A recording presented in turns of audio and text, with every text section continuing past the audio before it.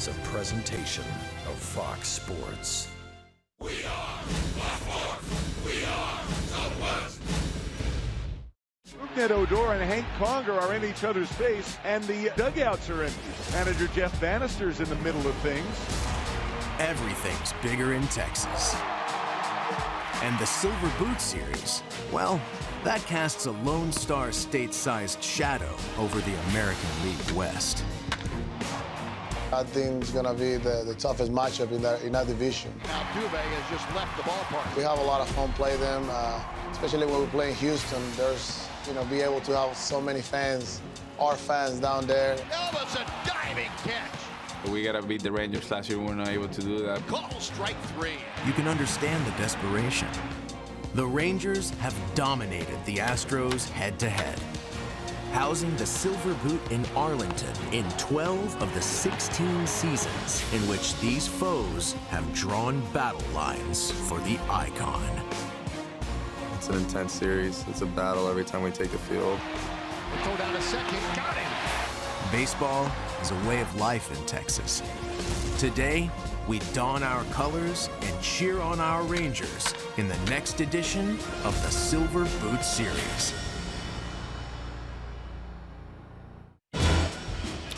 It did not take long last night in the 6th inning. The drama flared up. Pitch behind Mike Napoli's head. The benches cleared, and Danders were up. The opening game in what will be a 19-game season series, and the intensity has already arrived. Welcome in, everybody. Texas Rangers baseball presented by AT&T. That was game 1. We're getting ready for game 2 of this 4-game series in downtown Houston at Maid Park. And we welcome you in, folks. Great to be with you again tonight. I'm Dave Raymond alongside Mr. Ranger, Tom Grieve, and plenty of drama last night, plenty of excitement. Astros get the opening victory in this one. Now, in years past, the Rangers have taken care of business, and part of what they have done well is slowed down that young core of superstars here in Houston. And I think any manager will say, to have success, and you want to beat a team, you got to stop their best players. And the Rangers were 14-5 last year. They stopped the best players. Altuve hit well against the Rangers, but not nearly as well as he did against the rest of the baseball. Correa and Springer below 200, a combined 3 for 35 with men in scoring position. The Rangers definitely held their big trio down last year. So how would it play out this year? Well, in the first game, they held them pretty well until the 7th inning. Then Springer had an RBI infield hit. Altuve ripped the ball down the left field line for an RBI double, and Correa capped off a 5-run 7th with a bullet up the middle to drive in 2 runs. They kept him quiet for most of the game, but the big 3 came through in the 7th inning. Well, to that point, Andrew Kashner really threw the ball well last night in his start. It was the bullpen late in the game that allowed most of the damage. Now, tonight, the Rangers are hoping that it'll be Cole Hamels who can get the job done. Well, Cole, in his last 2 starts, has been very good. He's left all 5 starts with a chance to win. In his last 2 starts, he's won both games, an ERA below 2.5. 8 innings against Kansas City, 6 2/3 against Minnesota, total of 4 runs and 14 2/3. Been very good. Last year against the Astros, as we mentioned, the Rangers went 14-5. In large measure because of the way Cole Hamels shut down the Astros. He had 3 starts against the Astros. He went 2-0. His ERA was 1.66. Big part of the Rangers' success last year had to do with their starting pitching, and Cole led the starters. Well, not that there's any need for extra incentive in this series, but we got some last night. Tension's high as we head into Game 2 here in Houston. The Rangers and the Astros coming up.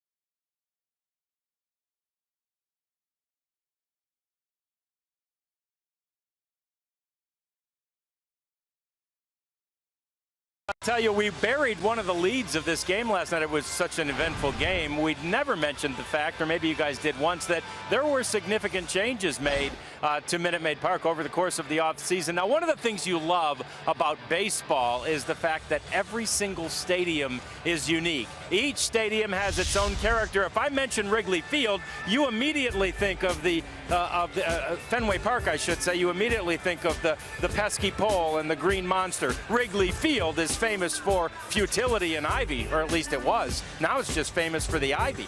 The Rangers play 9 or 10 games a year in Oakland, and that huge foul territory definitely comes into play there because they play football as well. Tropicana has its catwalks, which are in play, and there are ground rules needed to factor into that game. And in Toronto, the turf is not only ultra slow, but it is very hard as well and keeps some of the older players off of it for certain games. Now here in Houston, they had this thing called Tal's Hill, named after former Astros president Tal Smith, designed after the hill that was at Crosley Field in Cincinnati. It has been removed during the offseason and replaced now with lots of areas for commerce and food, and there's a taco stand out there and a burger joint and lots of places for fans to sit and see the game where they previously couldn't. The fences were moved in some too. I talked to Carlos Gomez about the fact that Tal's Hill is gone, and he said he is awfully glad. Remember, this was his home stadium for a while, and he did not like having to navigate that hill out there in center field. He no longer has to do that, even though he's out there again tonight. It's almost time for baseball, game 2 of this intense rivalry. Lineups and first pitch coming your way next.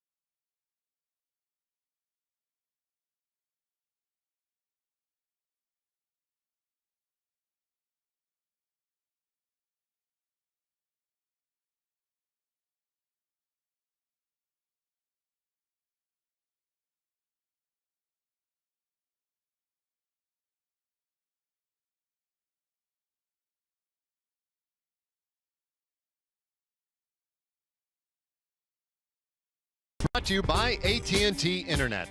Visit AT&T.com/keepcalm to learn more. By Budweiser, not backing down since 1876. This Bud's for you. And by Southwest. Yes to low fares with nothing to hide. That's transparency. Here at Minute Maid Park, getting set for game 2 in this series with the Houston Astros, you're looking at the skipper, Jeff Bannister, who is the recipient of some bad news here in the last couple of minutes. There you look at Cole Hamels walking back toward the dugout after his bullpen session warming up tonight, scratched with oblique tightness. And Tom, that is not what anybody was looking to hear. No, definitely not. You know, the Rangers are trying to put something together, and a great time to do it is right here against the Astros, their interdivision rival. They've got one of their aces on the mound tonight after losing the opener, and that really is the last thing that you want to hear, is that he will be unavailable. Last night, the Rangers had several relievers who weren't available. Leclerc, Jefferson, Dyson. Dario Alvarez pitched close to 2 innings last night, and so this is going to be a bullpen night, which probably won't be a problem for the Rangers to get through tonight, but it definitely could create a problem for tomorrow and the next day, depending on how many pitches they have to throw out of the bullpen and how long. I guess Alex Claudio is going to. Yeah, it looked like Alex Claudio was warming up in the bullpen, so we take that to mean that he'll have the start. So hopefully Alex can do what he's done several times and go, 3, 4, 5 innings in this game. Well, Mike Fiers starts the game for the Astros, and he goes 1-1 against Delano DeShields. Fiers, no wins, 1 loss, and a .512 earned run average. And he has had kind of an up and down start to the year. That's been the case really with a handful of starters in the Astros rotation. Fiers' last outing, he was able to get 1 out in the 5th inning, but taken out after just 74 pitches. And now falls behind Delano DeShields, 3 balls and a strike. Yeah, Fiers has had 4 starts, but he's only pitched 19 1/3 innings. He's averaged less than 5 innings per start. And he's been lit up by the long ball. 8 home runs already. Delano pulls one down the left field line toward that pole, and it is a home run. I should say 9 home runs in 19 1/3. First of the year for DeShields, and that one right off the foul pole, 315 feet down the line, and the Rangers start at 1-0. Well, we've remarked about Delano. This is his 6th straight start as the leadoff hitter, and how locked in and focused he is. You can just see it with his body language, the concentration in his eyes, and the result has been excellent leadoff work for the Rangers in the last 6 ball games. For the last week, he's been getting the job done. 7 for his last 18 with 5 walks. I don't think he's going anywhere other than in that leadoff spot. Yeah, I'm in agreement, and what a spark he gives the club tonight right out of the gate. And Chu falls behind 0-2. Shin-Soo Choo, .260 hitter, 3 home runs so far this year. Been getting on base with great regularity recently. Yesterday, one of those rarities when he came to the plate 4 times and never did find first base. One and 2 the count to him. Jeff Bannister has remarked, he had several guys that were hot coming out of spring training, Rua, Profar, DeShields, and while he wanted to give them all opportunities, I think ideally he would love for one of them to seize that job and get written into the lineup every day. Right now, that's the lineup. Chu strikes out, and we take a look at our Southwest starting lineup tonight for the Rangers. 11 wins, 15 losses, and they're 6 back in the West Division. And Delano DeShields already with that leadoff homer. Carlos Gomez will be batting 3rd tonight again. Odor in the cleanup spot. Mike Napoli still looking to get going, batting 5th. Andrews has been swinging a hot bat as well and seems to thrive down toward the bottom of the order. Jonathan Lucroy does the catching today, and he will bat 9th. So 1 out, and now Gomez. Carlos hitting .235, and he was hitless last night. The arsenal for Mike Fiers: throws 4-seam fastball, curveball, and a changeup. Mix in a cutter, which is a fastball, and based on early returns this season, it probably is in Fiers' best interest to have his best curveball and his best changeup. He struck out Chu on a changeup, gave up a home run on a fastball to DeShields, and now in 20 innings he's given up 9 home runs. 9 of his 24 hits allowed have been home runs. That's a stunning number. Yeah, it is. Fastball, at least his 4-seam fastball, is pretty straight.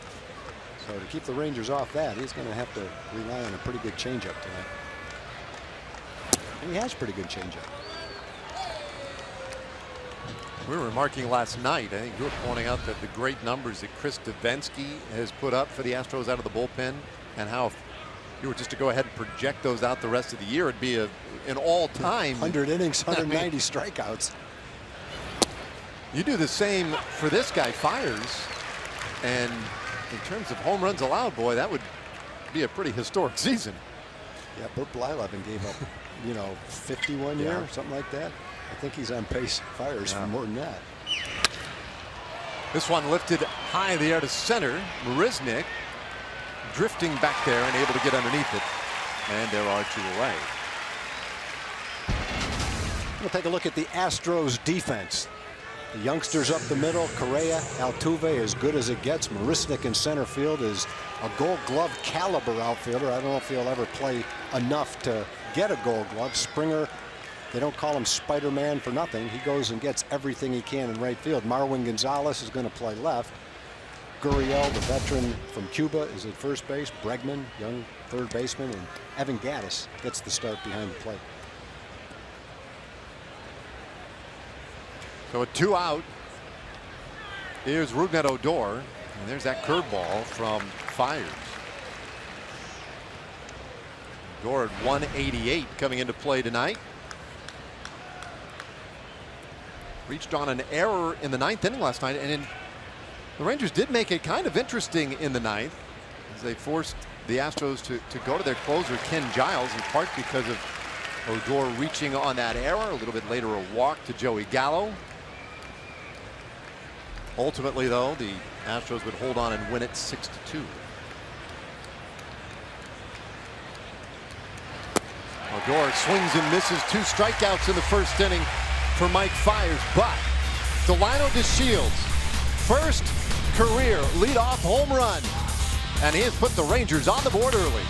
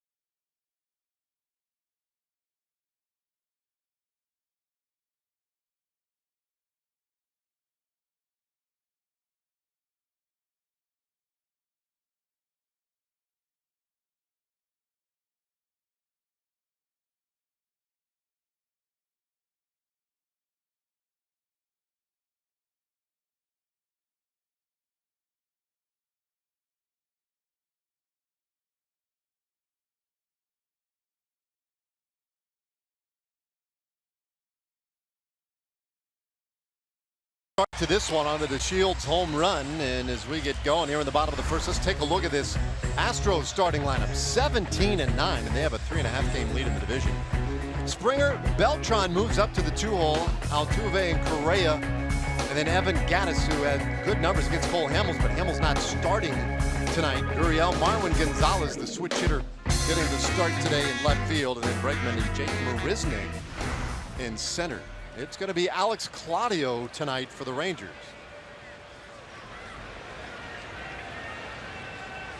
So huge news right as we were about to get started tonight. And Springer offers it strike 1. Alex will feature his sinker at 86 to 87 miles an hour. His changeup that looks like it stops right in front of home plate. And he'll mix in some breaking balls too, but pretty much sinker and a really good changeup. This one hit out to center field. Gomez circles it and hits the play. That was a rope. Ball went 375 feet in about a split second. Fastball to hit, and he hit it. But fortunately, it's just a long out, hard hit out. Pretty good exit velocity it looked like on that one. That one had to be over 100, 108 maybe. But I wonder where Alex was when Cole was hurt. Was he out in the bullpen? Right. They're not always out in the bullpen. They might have had to go get him, run out there, warm up, and by the way, you're starting. That'll get your heart pounding right off the bat. It's funny sometimes too how those things work, and you see these stories all the time where a guy gets a call like that last second, no clue that he might be in that role, and then ends up really pitching well. Well, if it's going to happen to anybody, Alex is a good guy to have it happen to, because he certainly is calm, relaxed. He's gotten confident over the last couple of years, and so he's up to this kind of a task. But it's not an easy assignment. He strikes out Beltran, 2 away here in the first inning.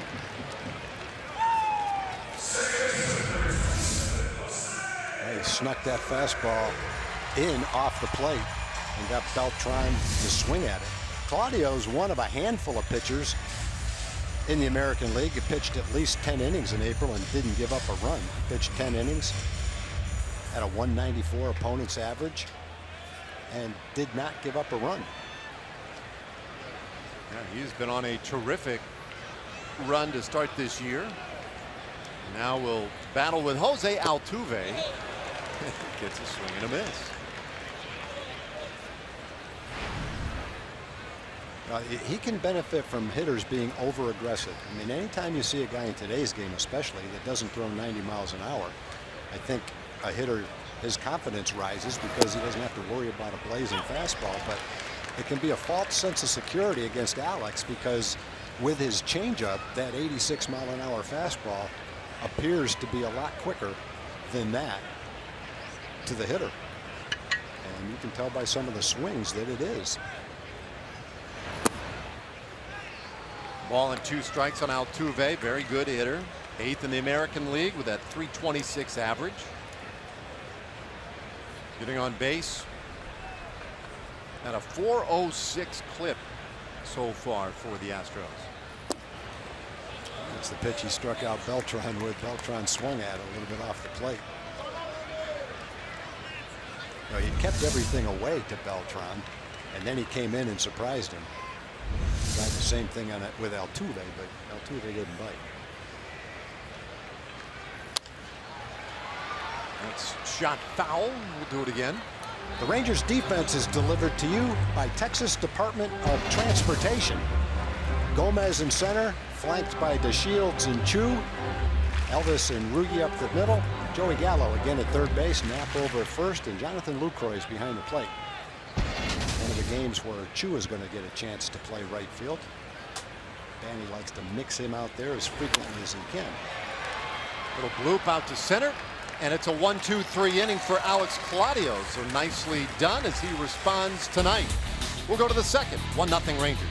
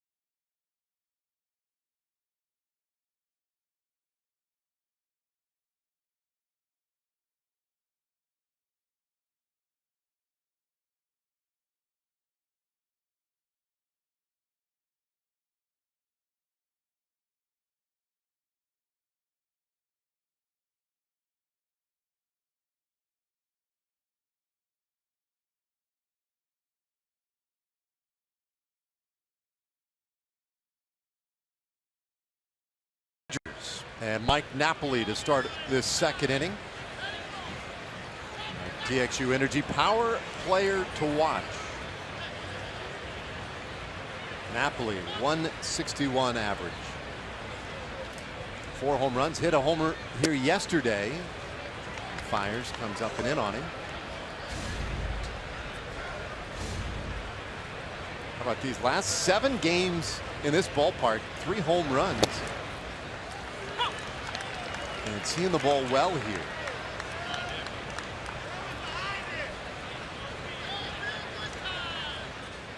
Last night a single and a home run in his first 2 at bats. And had the ball thrown behind his head in the 6th inning. Wasn't at all pleased with that. Eventually struck out. Later in the night popped up. It's 2-2. Fires has used his changeup very well after the home run by DeShields. He got the strikeout of Chu and Odor with changeups. That was a changeup to Napoli. Breaking ball, got it. Breaking ball. Well, that's a 3rd strikeout already for Fires.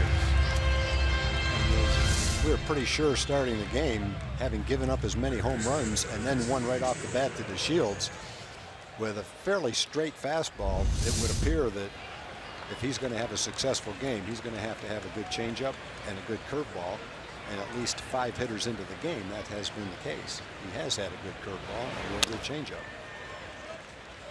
And then he starts him off, Joey Gallo, with a changeup.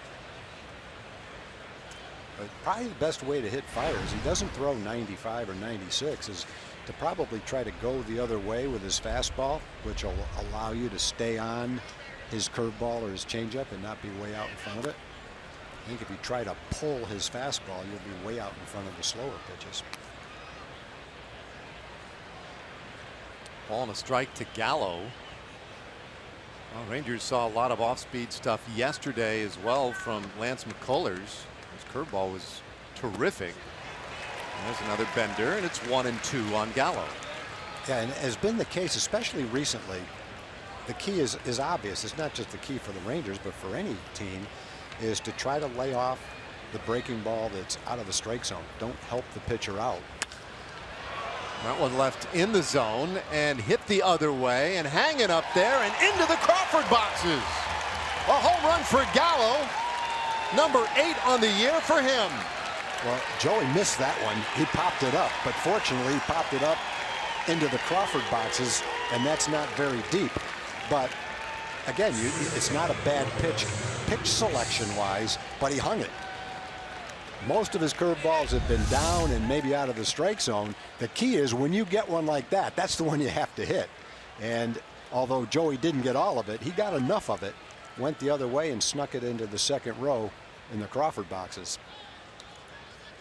Now, there are some, nice, well, I don't know how to say this, cheap ones, I guess, for left-handed hitters who are willing to go the other way.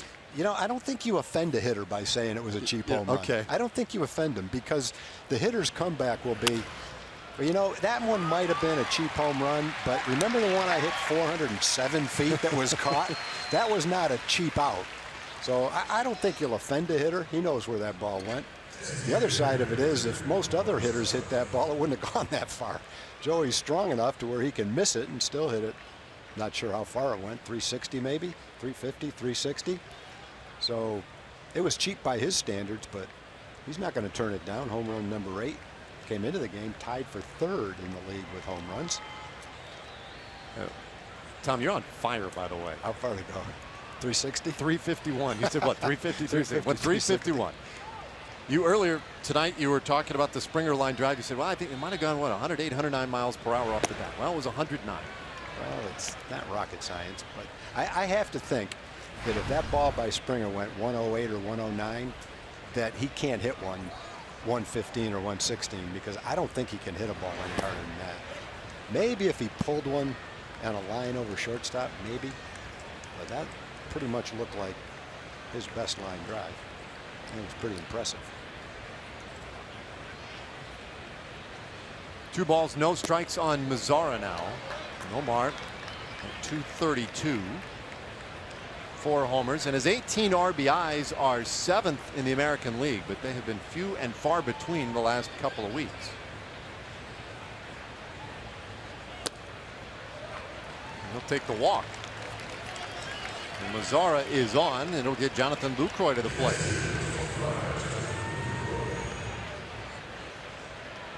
Two home runs allowed by Fiers tonight. Means he has given up 10 already this year. This is just his 5th start of the season.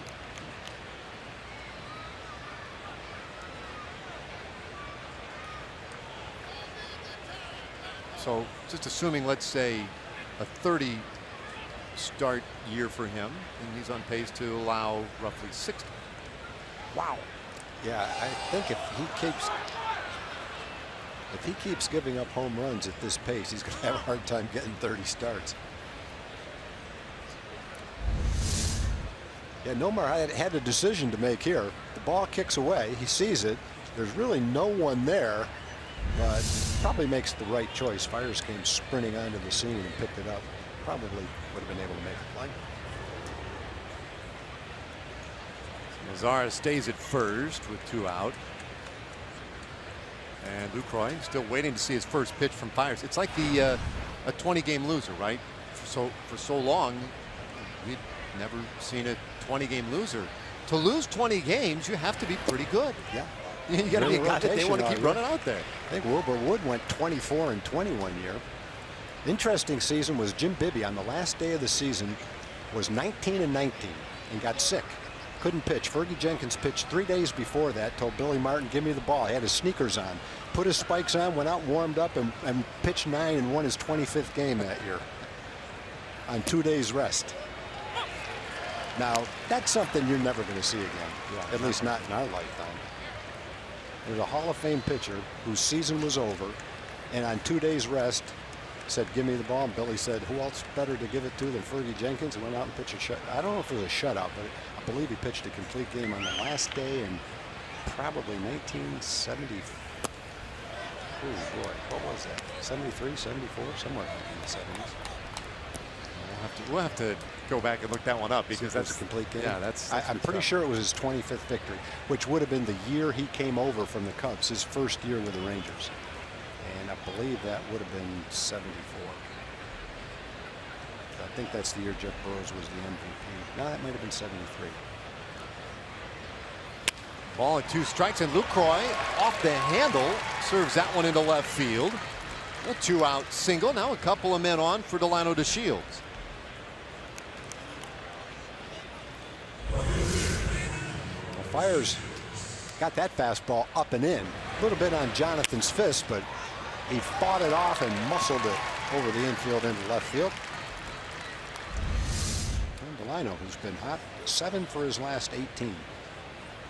Playing his 6th straight game as the leadoff hitter. Yeah, that is a move that has really worked out for Jeff Bannister and the Rangers. He seems very comfortable there. And then he takes one low from Mike Fiers. All right, so here we go. October 2nd, 1974. 74, okay. It was the 161st game of the year. That game took less than 2 hours. Not surprising. This ball hit well out to left field, but boy, right at him. Yeah, Gonzalez is there.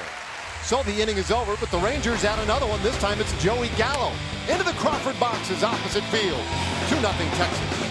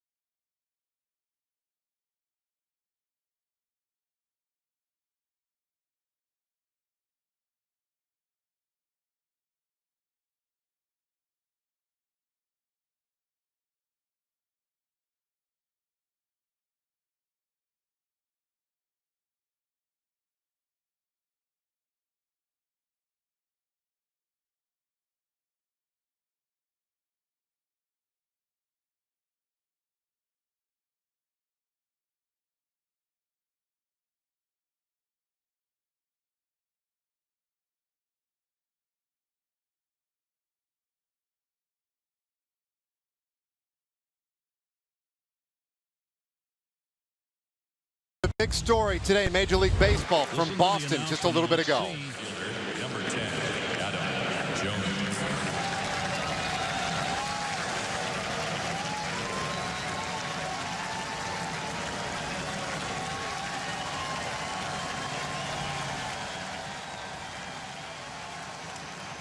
Fans at Fenway Park responding to Adam Jones today after the situation yesterday that was so troubling to hear about, the racial epithets and slurs that were delivered to him from the fans in Boston drew a lot of attention today, and a great response earlier this evening out at Fenway Park. Well, you can generally count on Red Sox fans to rise to the occasion. And I thought Adam Jones handled it beautifully. He had a huge interview on MLB today. And he didn't blame Red Sox fans. He blamed an isolated incident and said he just couldn't tolerate it. Is why he spoke back in the direction of the fan. But John Henry, the Red Sox owner, came down into the Oriole bullpen, apologized to the Orioles, way out at first base, and apologized personally to Adam Jones. The commissioner came out strongly against it, and Adam Jones said how much he appreciated the response of Major League Baseball, the response of the Red Sox, said how much he admires the Red Sox fans, and I'm sure he feels even stronger about it after that nice ovation. Definitely the big story today in Major League Baseball, and just a great scene. Glad we were able to get that and be able to deliver it tonight in our broadcast as Evan Gattis steps in now with one out here in the second inning and shoots this one foul.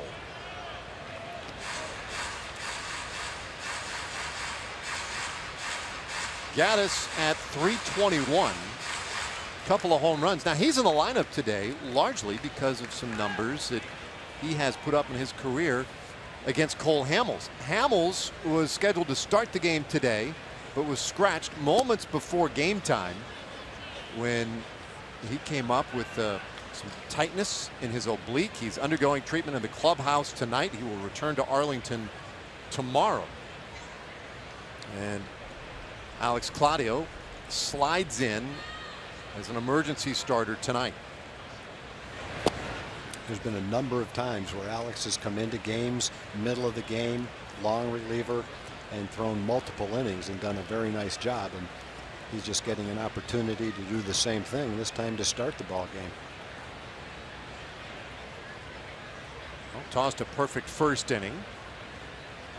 Now gets Gattis to bounce one down to first base, and Napoli was positioned awfully well, 2 away. So, great start for Alex Claudio. For a little more on today's story with Adam Jones and the fans at Fenway Park, we check in with John Radigan. Yeah, Dave, we talked to several players in the clubhouse about it, and Delino DeShields says he's never experienced anything but heckling at Fenway Park, but he said the same kind of thing actually happened to him at Yankee Stadium. And as much as he said he wanted to turn around and engage the guy, he took the high road, he went back to the dugout, and he talked to the security. They had the guy removed. So that was definitely the high road on that, guys. Indeed. Well, a 7-pitch inning for that man. Alex Claudio looking sharp tonight.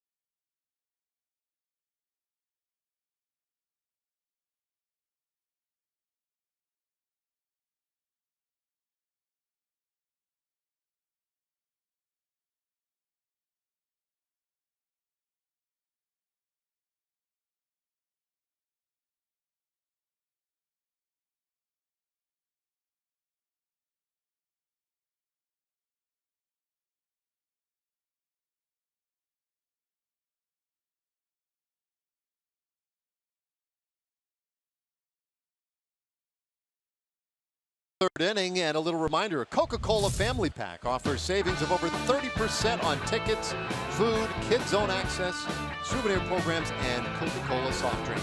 Family pack is an ideal way to catch the Rangers when they play the San Diego Padres May 10th and 11th. Go to TexasRangers.com/specials to get your Coca-Cola family pack today. Underway here in the third inning, and Shin-Soo Choo struck out in the first. Waves at a curveball from Mike Fiers. It's 0-2. Mentioned earlier, Choo came into this series swinging the bat well, seeing the ball well. It was 0 for 4 yesterday, and then retired once already tonight. And hits this ball sharply on the ground, but right to Gurriel, and Choo was out.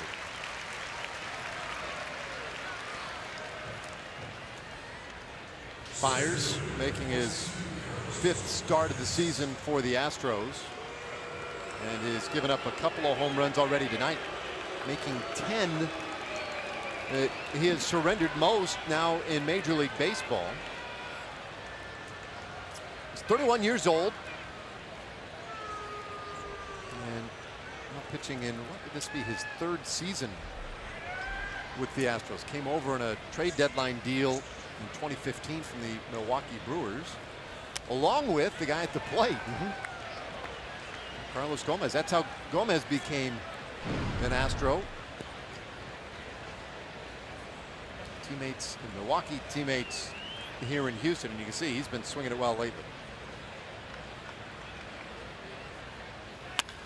Hits this ball sharply, and that's a fair ball. It dies out there in left field. Gomez with a hustle around first to throw to second, not in time. Well, you called it, with a hustle around first. He knew he had to go. And when you're playing in this park, it's kind of like Fenway to a lesser degree.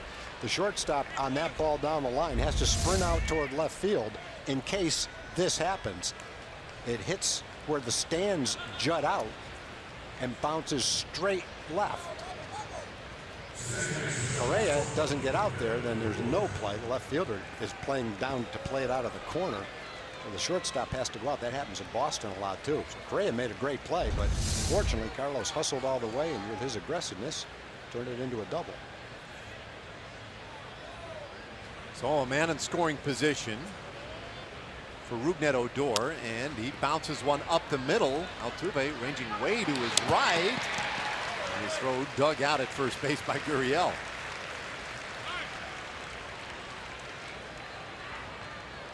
I think Altuve, I don't know, it looked like he got a whole lot on that throw to first base. No, I think he felt like he had to get rid of it quickly with Rugi running, and so he never really got his feet planted. He threw off his heels, and Gurriel bailed him out by catching the ball on a hop. Altuve, a very good defensive player.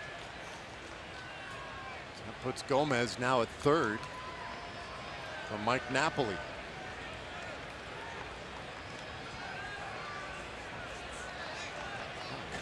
Gomez got about halfway down the line, and finally, yeah, Fiers pulls off the rubbers. Wow, where was he going? Has to be a little bit of a distraction. I mean, he got way down that line.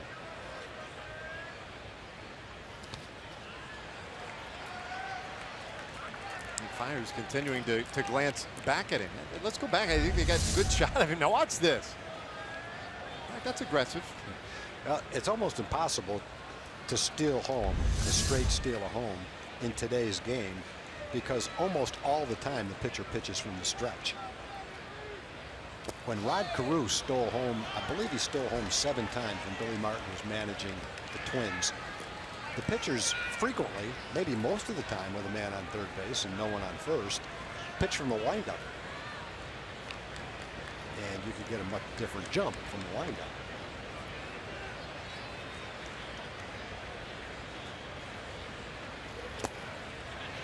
Going 3-0 to Napoli. Fiers hasn't come close yet. And now the deal is, right, if you have a runner at third base, the pitcher has to declare at the start of the at-bat which if way he's you're going to pitch from the stretch or pitch from the windup. Yeah. And you see Fiers is going from the windup technically. It's not a very big windup, not like The old school, where the arms be thrown up over the head with big long step back. That's gone.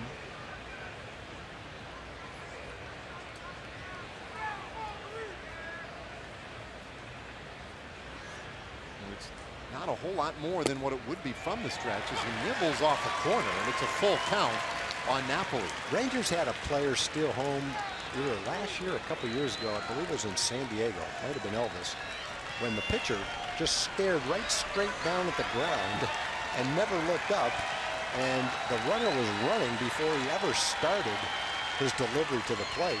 I believe that must have been Elvis, and stole home a couple of years ago, but it's kind of a play that you just don't see anymore. You might see it on the back end of a first and third play where the guy at first is stealing, the throw goes through, and the runner at third scores himself. That's counted as a stolen base, but that's not the traditional steal of home.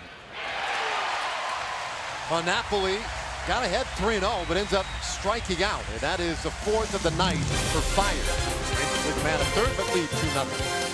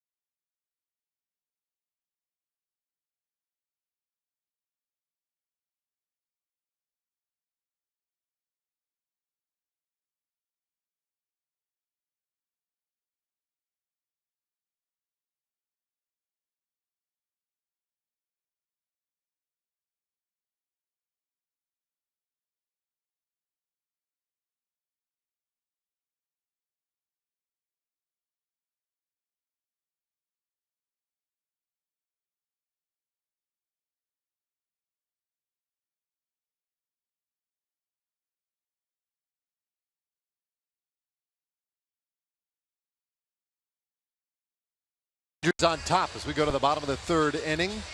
Second game in our 4-game series. Back at it tomorrow in our AT&T next game. Yeah, features a great matchup as always with these two teams. Elvis Andrus has been great in this ballpark. Carlos Correa, though, how about that power as a shortstop? 43 home runs since the 2015 season. A couple of the greats at shortstop in the American League.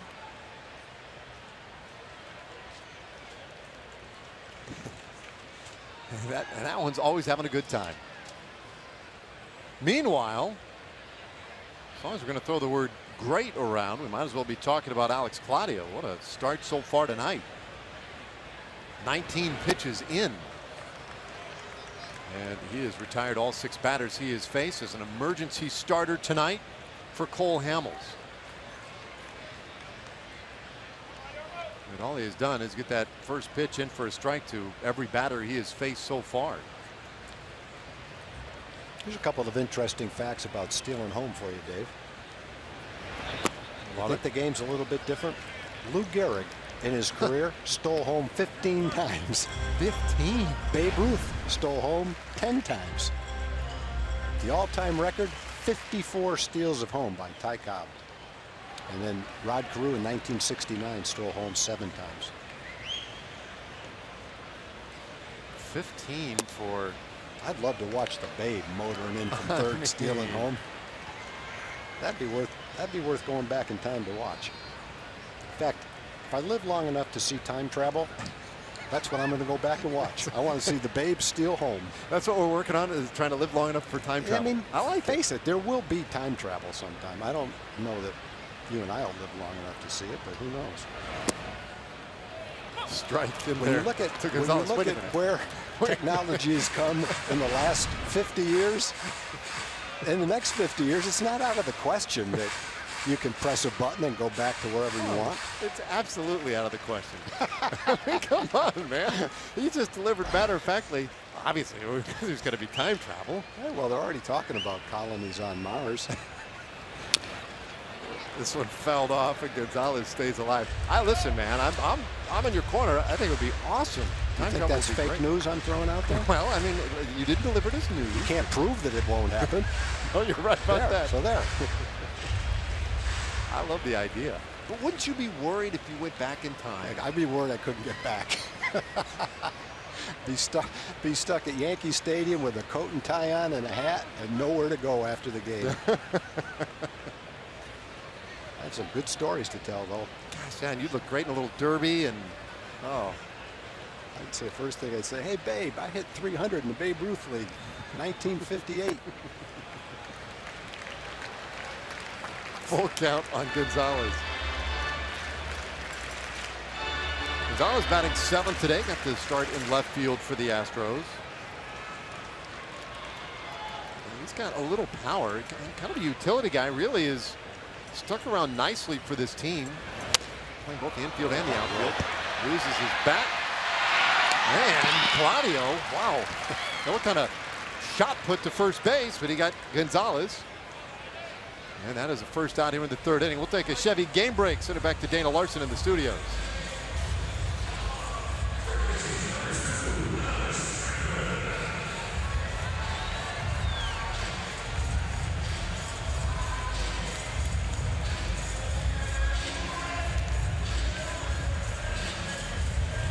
Thanks, Senator. I can't wait to watch him play in person. That's obviously a very impressive start for this young man. But when he starts stealing home, Tom, then you can start talking. Anybody can take a pitcher deep, but try stealing home. Babe did it 10 times in his career. I think he's the American League version of Giancarlo Stanton. Yeah. Sculpted, tape measure home run guy. I think that's a great comp. And he's going to be popular in Yankee Stadium. Already is, I'm sure.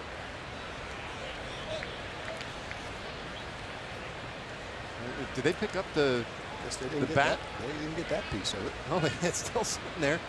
Marlin might want that. Oh, here we go. I think Jerry Davis, our crew chief and third base umpire, has noticed it. I can't even see it from up here. Barely. Oh, there it is. That's a changeup that Claudio threw to Gonzalez. It hit right off the cupped part of the bat. You see the little piece fly to our right. And Alex make a nice play. 7 up, 7 down on 28 pitches. A walk in the park for Claudio. 1-1. Bregman hits it, but on a line right to Andrews, 2 away. But a couple of balls hit hard. Bregman hit that one pretty good. Springer hit the line drive to center pretty well.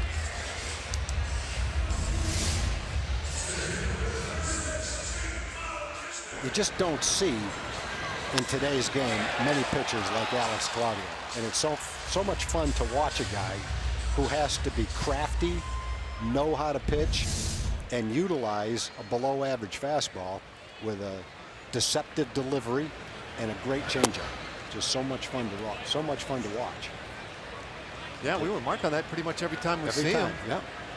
And, you know, so many guys are going out there and throwing 95 to 100 miles an hour. Not many guys are going out and getting hitters out like Alex Claudio does.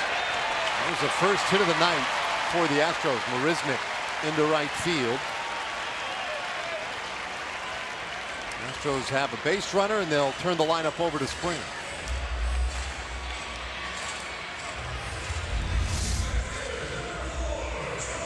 Fought that one off. That pitch might not have been a strike on the inside part of the plate. Kind of inside out of it in the right field. Hit it pretty well.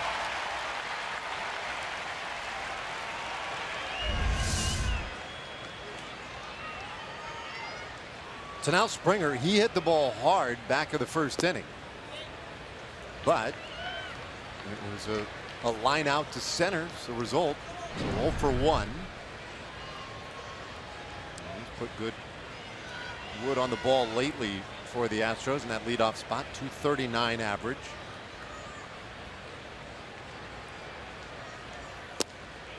That one flipped in there for a strike. How about this? Claudio had made 79 appearances in his big league career coming into tonight. All of them in relief. This is his first big league start. He had started 13 games in the minor leagues, though again, predominantly worked in relief. 149 games in the minor leagues and only 13 starts.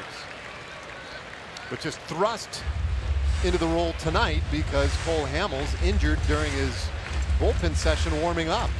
A tight oblique spelled a short evening for Hamels. He's been getting treatment here at the ballpark and heading back to Arlington tomorrow. Risnick draws a throw, but it's back there easily.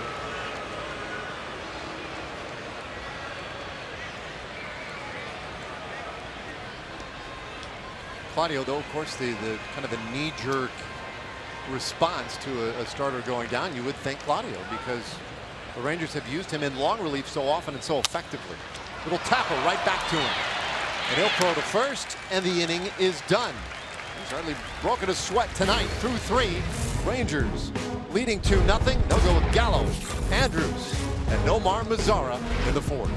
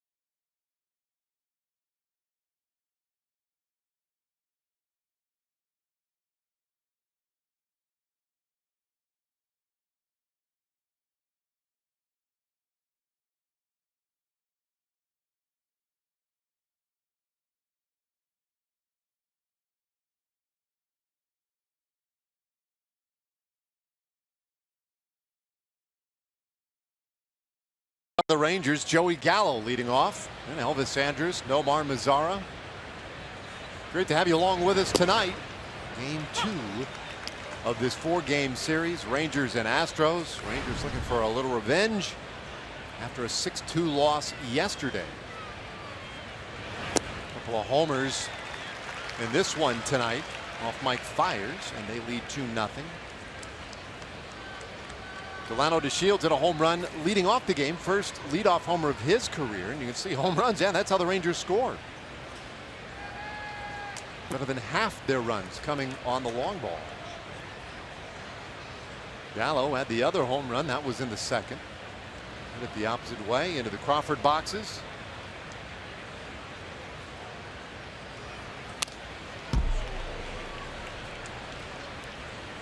And this was that home run of the 2nd. Fiers has thrown a lot of good curveballs. This was not one of them. This one stayed up. Dan Joey fought it off and hit it 351 feet. A little smile on his face. I'd look at it like how many other guys could hit that same pitch with the same swing and make it go 351 feet. Most people would hit it about 320, 340 feet. Be caught at the warning track. And you can hit the ball as far as Joey. balls you don't hit well go farther than other people can hit balls that they don't hit well. He strikes out to start the 4th. That's 5 so far tonight for Fiers. Well, there's really nice location with his fastball. Put it in an area where if Joey swung at it, it was going to be very tough to do much with it. So 1 gone here in the 4th, and here's Elvis Andrus. He rolled out in the 2nd inning. This yesterday, 2 for 3 with a double. Hits this ball well out to left field. That one's heading toward the railroad tracks. High off that facade and left. Whoa, Elvis put a charge in that one. That almost got to the railroad tracks.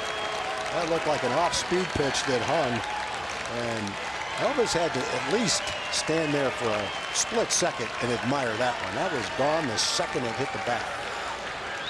That's a long one for Elvis. Hasn't been hitting a lot of extra base hits recently. After a quick start home run wise. And he had to watch that one. Above the signs in left field. No one moved on that one. 3rd home run by the Rangers tonight for Andrus, his 4th of the year, and a no-doubter.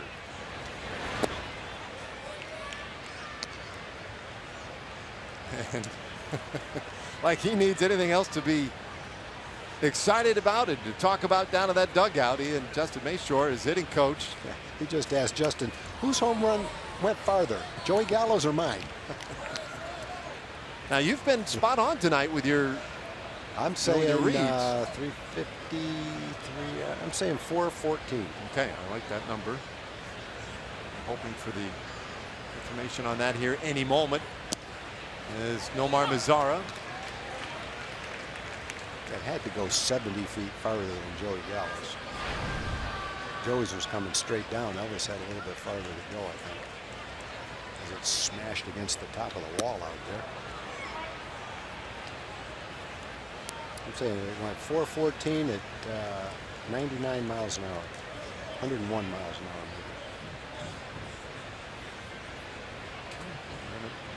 Definitely going to have that any minute. Although this one, hey, may have broken StatCast. I don't know. Sometimes these things can take a while. Full count on Mazara, who walked in the 2nd. All 3 home runs tonight, the solo variety. The Rangers happy to take him. If you're just joining us, Cole Hamels was scratched from the start today. Alex Claudio is filled in for him, and he has been outstanding. The Rangers have hit 3 home runs off Mike Fiers. And this ball is into right field, a base hit for Mazara.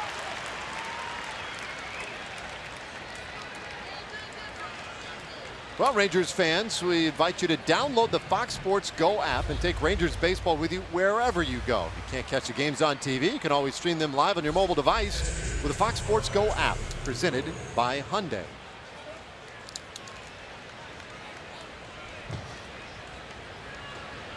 I feel terrible, Tom. You've been on fire all night with this information. It's been coming up quickly, and now I can wait. Now, as I challenged you, you came up with some good numbers. And I've got patience. I can wait. Unless I'm way off, and then don't bother telling me. We'll just forget the conversation. Yeah. Pretend it never came up. Jonathan Lucroy had a base hit in the 2nd inning. One of 6 hits so far tonight. The Rangers have jumped out on Fiers and the Astros, trying to even this series tonight.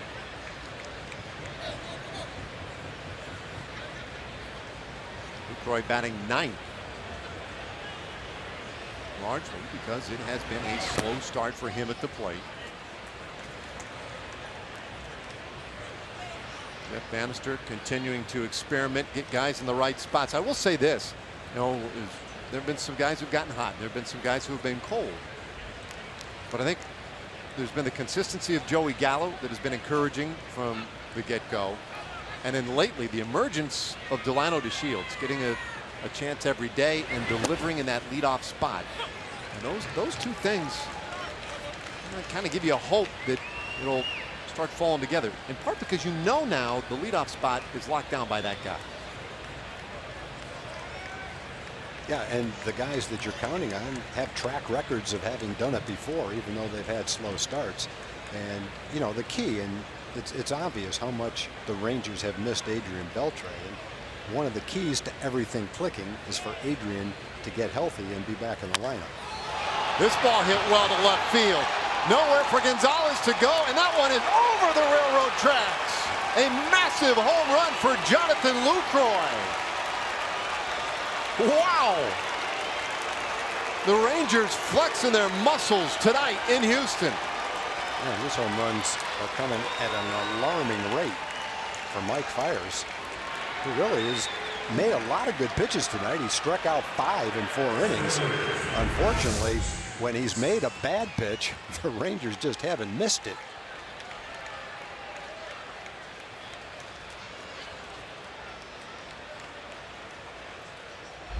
Over the railroad tracks for Lucroy. Yeah, that's fun.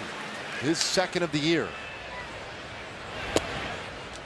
Now to Shields. 4 home runs tonight. And a big early lead.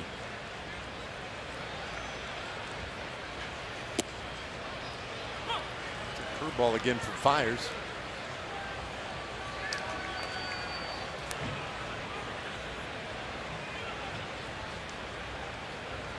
They had 4 against Kansas City. That was on April 21st. So this ties a season high. And there goes Delino down looking 2 away.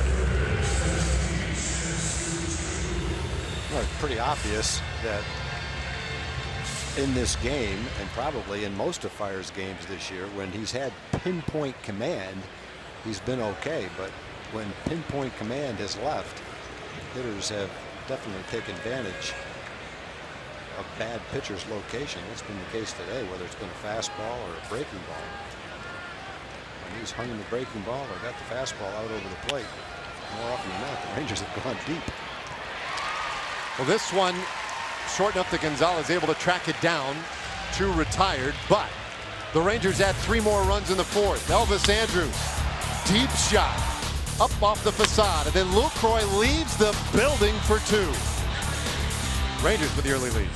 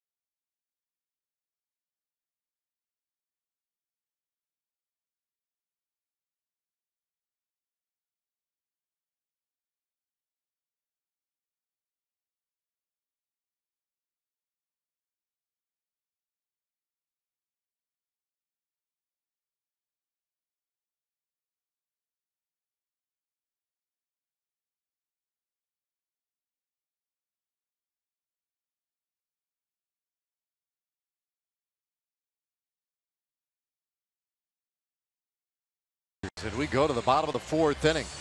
Hey, the Rangers will take on the A's Saturday, May 13th. And the first 15,000 fans get an Elvis Andrus High Five bobblehead presented by Dr. Pepper and Tom Thumb. It's the first in a series of 2 high-fiving bobbleheads. And get your tickets at TexasRangers.com or by calling 972-RANGERS. Andrus showing his gains in the 4th inning, and Lucroy doing the same. Couple of big home runs. Now Carlos Beltran, the 2, 3, and 4 hitters due here for the Astros, but due against Alex Claudio, who has been really sharp tonight. You mentioned it earlier, Tom, that Claudio had not allowed a run over 10 innings in April, and he was one of a handful of guys, actually 7 major league pitchers who could claim that this year. But it's only happened 2 other times in Rangers history that a pitcher would have gone at least 10 innings in April and not allowed a run. Frankie Francisco in 2002, Jeff Russell in 1991. This ball flared over second, drops in, a base hit for Beltran.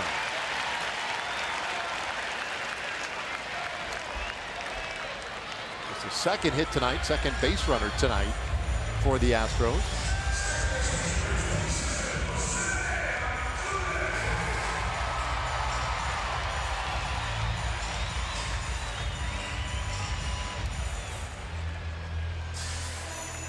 So now Claudio dealing with a base runner and nobody out. We'll go from the stretch against Jose Altuve.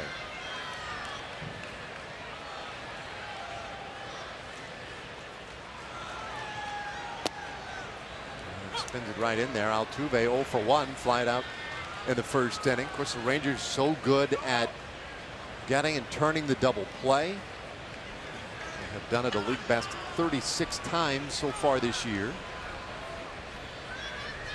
Claudio gets a decent amount of ground balls. This one hit in the air, though, out to right. Chu got turned around, back near the wall, and it's gone. A 2-run shot for Jose Altuve, and that cuts in to the Rangers' lead.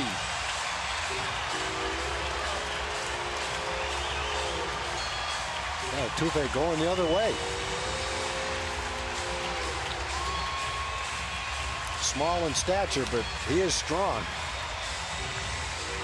You expect Altuve to be able to pull a ball out of the ballpark, but someone his size to be able to go away, take a pitch away, and drive it out of the ballpark in right field shows you how strong he is.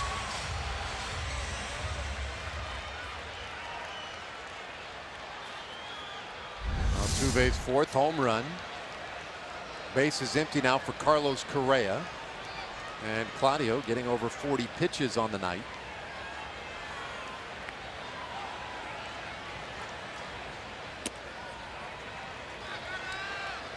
Well, our power stats tonight brought to you by Kubota. Alex Claudio. These are the first earned runs allowed since 2016 here.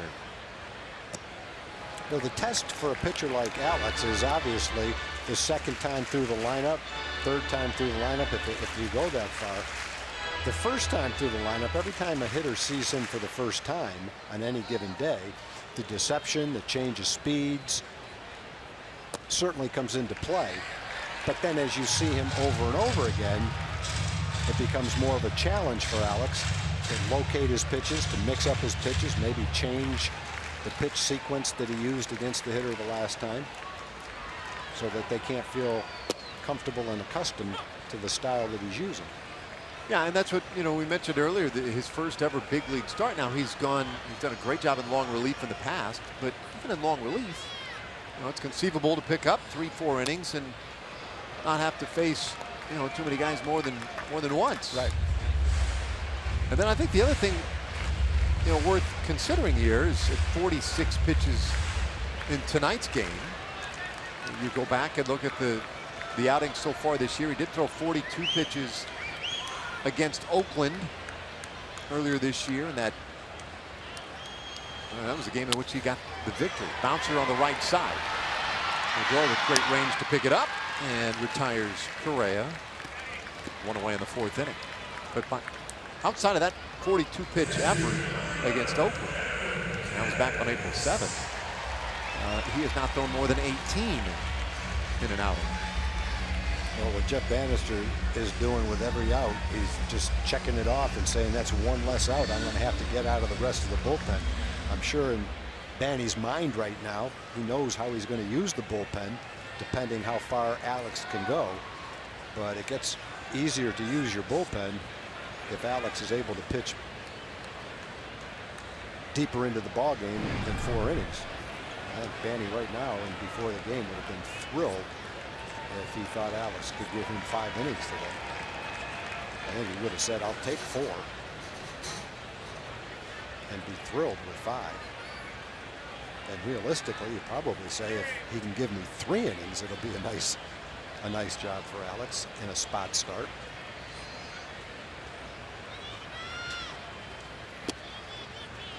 Here comes after Evan Gattis now. Gattis, who bounced out to first back in the 2nd inning. 5-2 ball game. Rangers have hit 4 home runs. The Astros have hit 1 home run. Gattis started. Did he stop in time? Yes, according to Rob Drake, first base umpire. No question.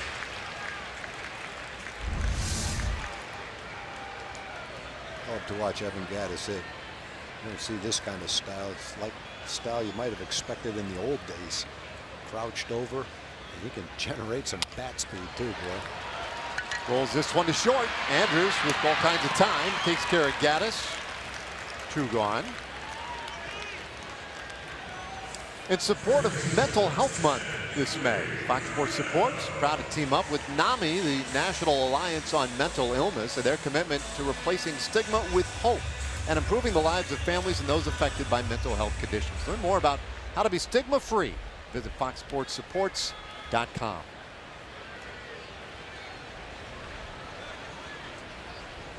Two gone, bases empty for Yulieski Gurriel, who grounded out in the 2nd inning. How about those numbers? Last 16 games, Gurriel hitting .414. It's a long stretch of success for him, and in fact, his overall numbers for the year now is at .329 for the year coming into play today. That's 6th best in the American League, also with 7 doubles, which is 6th most in the league. So the number's good for this good hitting first baseman. I think the Astros and any team had to assume, even though Gurriel is not a kid, he's I think 31 years old, maybe a little older than that. Played 15 years in Cuba, and in 15 years he averaged .335. A pretty good indication. If you average .335 for 15 years and you're still strong and healthy, that you're going to be able to translate to a pretty solid hitter in the big leagues. 2-2 the count. His dad in Cuba, one of the most highly regarded Cuban baseball players ever, which is saying a little bit. In fact, it was his dad who was giving him counsel earlier this year when he got off to a slow start. Bounces one to third. Gallo right there. Shows off the powerful arm, and the inning is done. Jose Altuve with a 2-run homer, though, for the Astros. They're on the board. It's a 5-2 Rangers lead.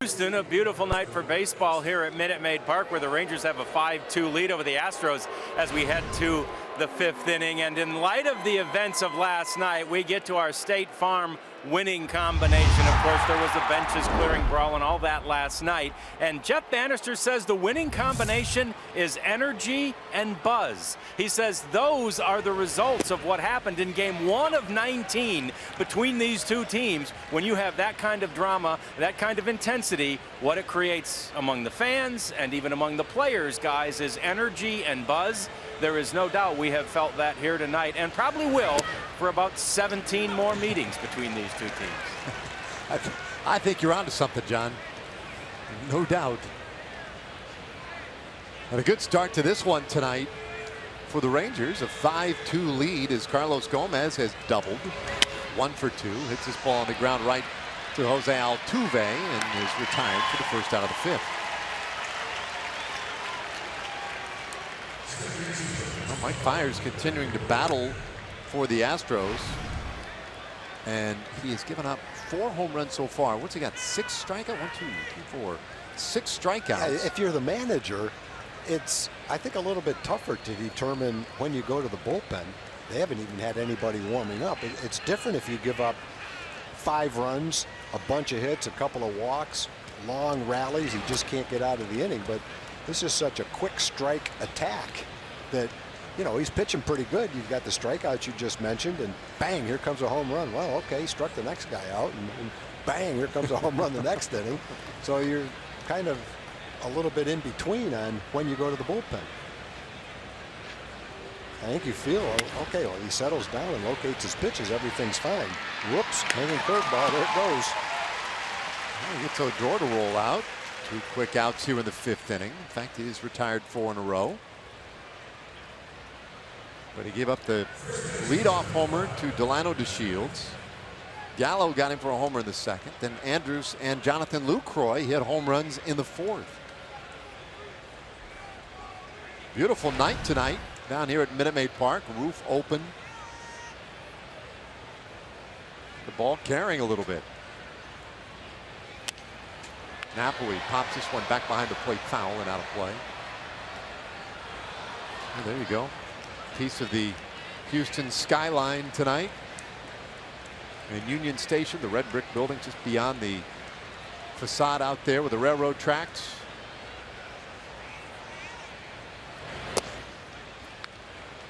That's the one shame about this ballpark. I think it's a really nice ballpark, especially with the roof open.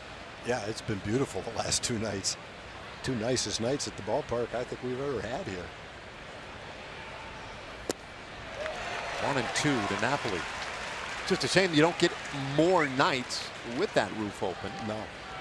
But it gets so dadgum hot down here, boy. You can't do it. Last night there was a pretty stiff breeze blowing out toward left field. Tonight, not much in the way of a breeze. Napoli chases strike 3. Well, there you go. 7 strikeouts now for Fiers. We're halfway there. 5-2 Rangers.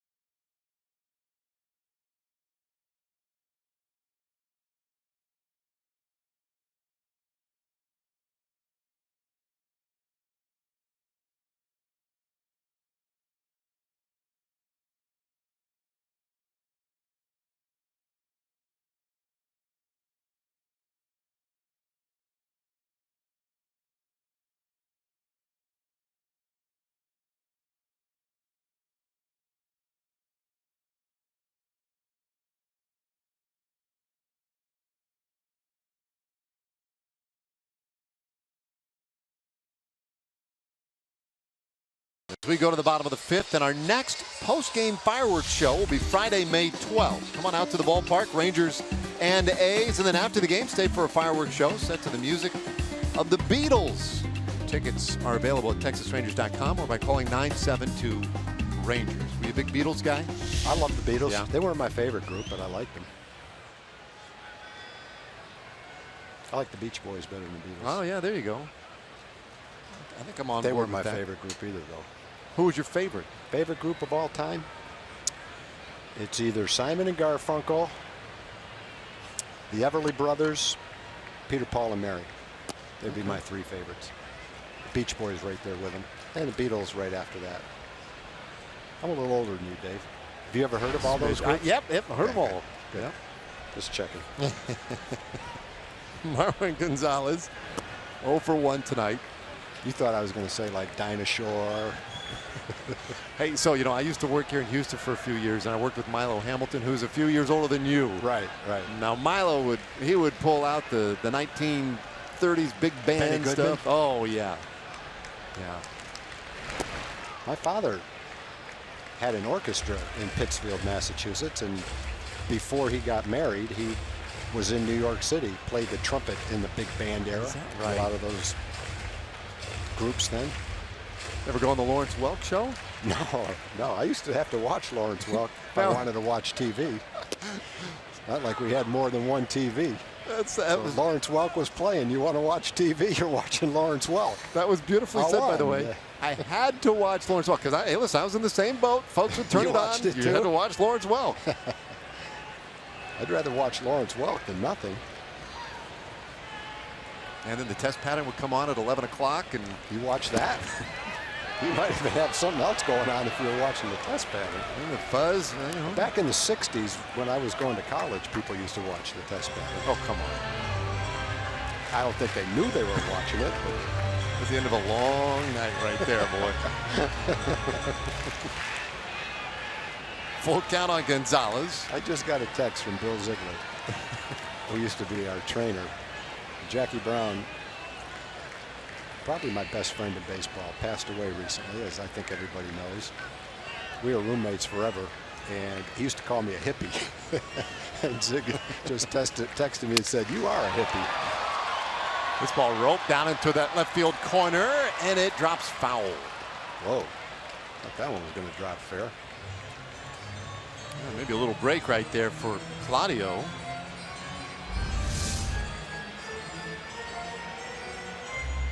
Pretty close.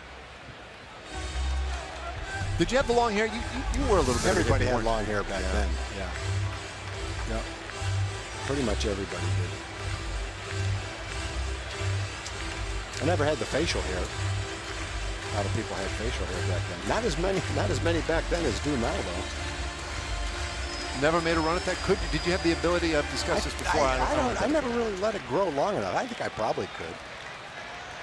Grow a lot more on my face than I can on my head. I know that. Gonzalez. It's funny where you can grow hair basically all over your body. Why can't you grow it on top of your head? It just doesn't make sense. Yeah, listen, I agree with you. There's a lot of places I wouldn't care if I had it, but I sure would like to transfer it to the top of my head.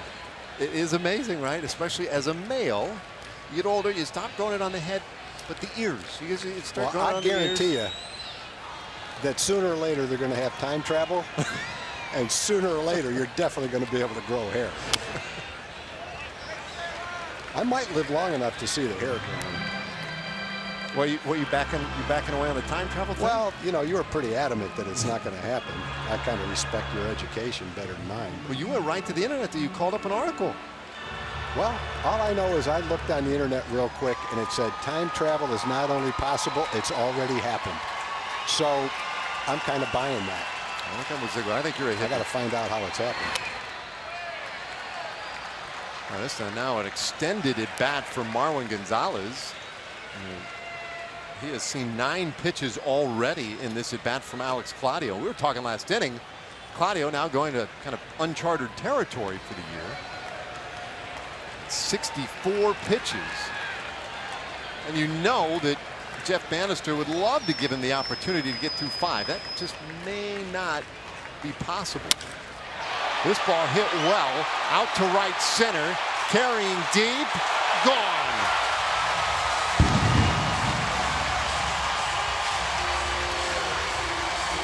It took 10 pitches, but Gonzalez finally got him. Yeah, and Alex earlier was getting a lot of quick outs. And Gonzalez's long at bat ran his pitch count up, obviously. And Gonzalez did a nice job trying to go the other way, drove it into the bullpen.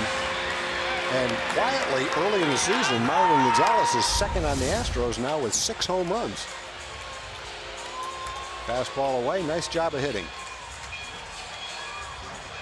Now, sneaky power for Marwin Gonzalez. Switch hitting, somewhat utility man, and great effort tonight by Alex Claudio. Disappointed to give up the homer, but leaves with a 2-run lead. We're back in a moment.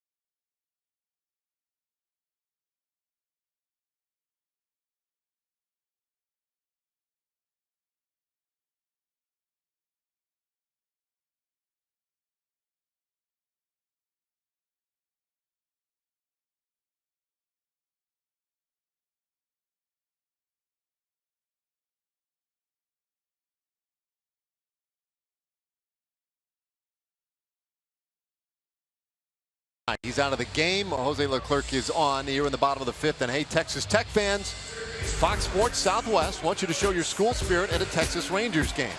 Get discounted tickets for a game Friday, May 12th against the A's. You also get a free Rangers cap in Raider red and black colors, all while supplies last. Go to TexasRangers.com/Texas Tech for details. Well, Jose Leclerc pitching in his 9th game. Well, Jose Leclerc has endeared himself to the Rangers staff for sure. They love his stuff. They love his style. They love his composure. He's done a superb job. Featuring a mid-90s fastball, that cut changeup that's so effective for him. 10 innings, he's only given up 1 earned run. 16 strikeouts and only 1 walking. Hasn't given up a home run. And if you don't walk anybody, keep the ball in the ballpark and strike them out at the rate of 16 per 10 innings. And a 139 opponent's batting average, you put up some pretty good numbers early in the season. Redmond pops one foul, but playable. Napoli puts it away. 1 out here in the 5th. Yeah, that was a challenge. That ball had some hang time. Yep, so I stuck with him, feeling pretty good about catching that ball. Roogie said, nice catch, big guy. Roogie loves to celebrate those foul pop-ups for Napoli.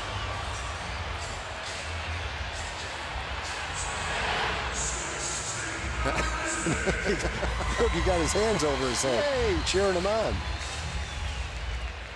A little bit of daylight between the ball and the tip of the glove there. I'm saying, hey, if you're having so much fun watching me catch it, don't be afraid to run over and call me off and catch it yourself. Now Jake Marisnick, who singled in the 3rd inning. Rusnak came in at 273, couple of home runs. Recently, in fact yesterday, came off the concussion disabled list. The 7-day disabled list is leaving it up at 1-1.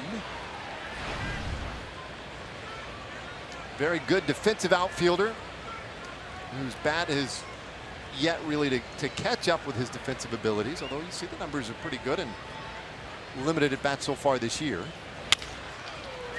Bouncer third. Long throw, Gallo, and another nice dig over at first base by Napoli. Beautiful play. That's a good inning for Nap. Battled the pop up, and Joey Gallo came over the top with that 95-mile-an-hour fastball, and he short hops Nap, who stays right with it with a runner bearing down on him. Nap's got to concentrate to catch the ball on a tough hop and also avoid the runner coming down to first base. That's a beautiful play by Nap.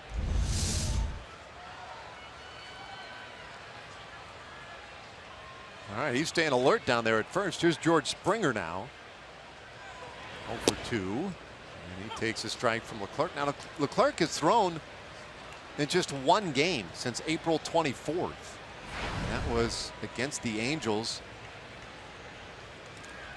Threw 11 pitches in that game, so he's not been used very much lately, and that one spins inside, just missed Springer.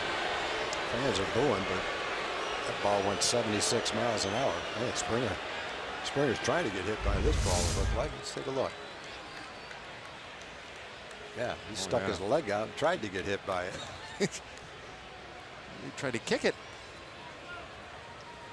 So when you stick your foot out to Goose Gossage and try and get hit by one, you're going to get a chance to get hit by the next one at about 100 miles an hour. Here, take this. Let's see you get out of the way of this one. You want to get hit, I'll let you get hit and get on base.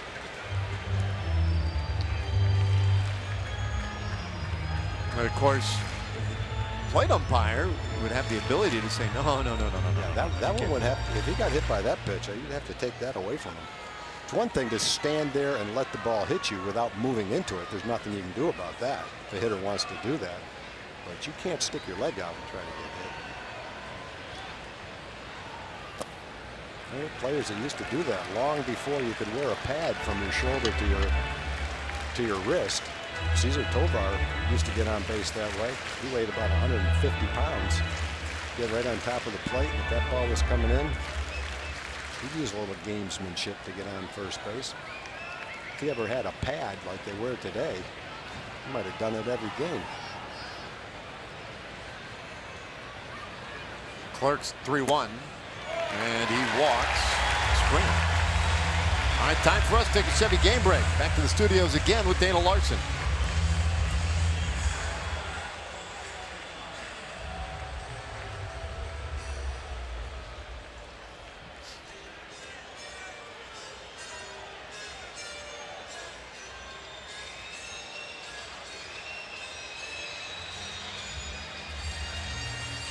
Thanks, Dana. Jose Leclerc in conversation out there with Doug Brocail and Jonathan Lucroy. First manager I ever worked with, Tom, was Dick Dietz, former Giants catcher. Sure. I don't know him personally, but I know who he is. And he famously was hit by a pitch. Don Drysdale in the very end of his major league record scoreless inning streak hit Dietz on the shoulder. Dietz took off toward first base. It was like with the bases empty. Or rather, the base is full. Would have driven in a run, put it into that streak, but got called back. And of course, told that story for the rest of his life. And with the very valid point of who in their right mind would want to get hit by a Drysdale fastball. There's no way I was trying to get hit. No kidding. But that one was called back as Leclerc misses high. Don Drysdale, the first year in Texas, was an announcer for the Rangers. And he used to tell us on the plane, he said, when I really wanted to hit someone, I'd throw 3 sliders away and then hit them with a 3-0 pitch because I knew they wouldn't be able to get out of the way. Weak swing and a miss by Carlos Beltran, and it's 1-2.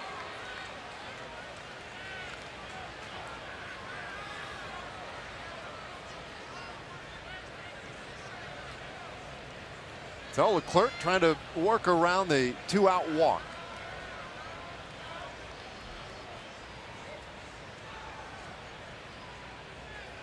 Very long pause. It was Harry Wendelstadt, the plate umpire, who called Dietz back, and Dietz would never, ever forget it. That was 1968. That seems like a few years ago. Drysdale, of course, went on and set that record, 58 2/3 consecutive scoreless innings.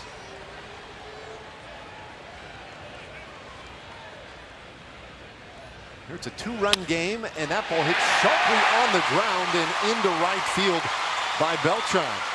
Now Springer will get to third. The Astros have him on the corners here for Jose Altuve. Beltran looked bad on a couple of swings at the changeup. But then when he got it again, he got one that stayed out over the plate and able to time it and hit it pretty sharply into right field. And so now, critical moment right now. After 2 quick outs, now he's got to face Altuve.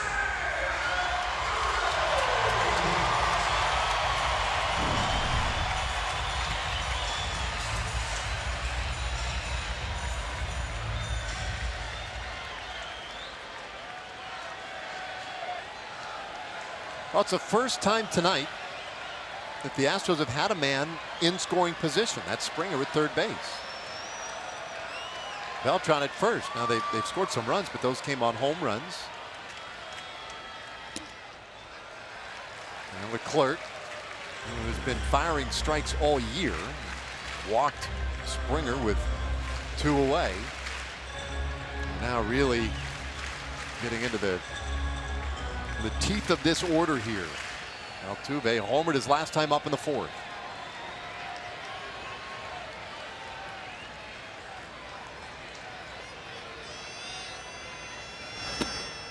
Two and out.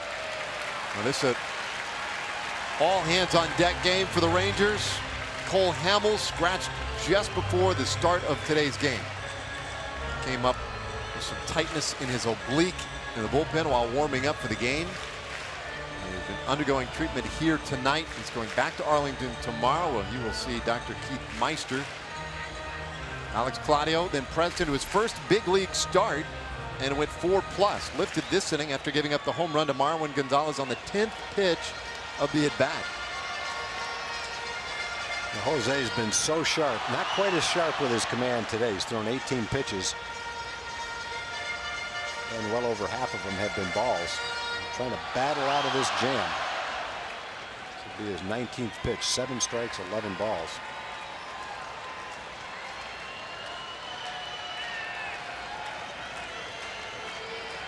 Springer at third. Beltran is at first. There you go. 2-1. Good choice of pitches right there. You could tell by the way Altuve swung. He was looking fastball, and he's trying to take a big leg kick and pull it to left field. Instead, he got the cut changeup. He's kind of sold out for the fastball.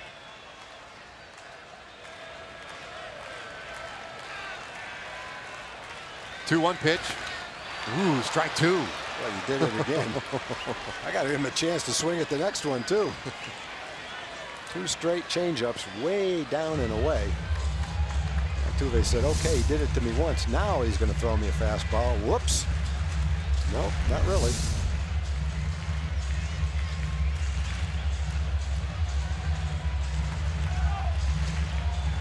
Astros won the opener yesterday 6-2. And it was their 11th come from behind victory of the year. They have done a lot of things very well in Houston this early spring. 17-9 record. Now they trail tonight. Leclerc trying to get out of a big spot here in the 5th inning. And he does so. Strikes out Altuve. Just stands and stares. Had to keep throwing it until he took it. Absolutely. Nice job by Jose Leclerc. Keeps the Rangers in front by 2.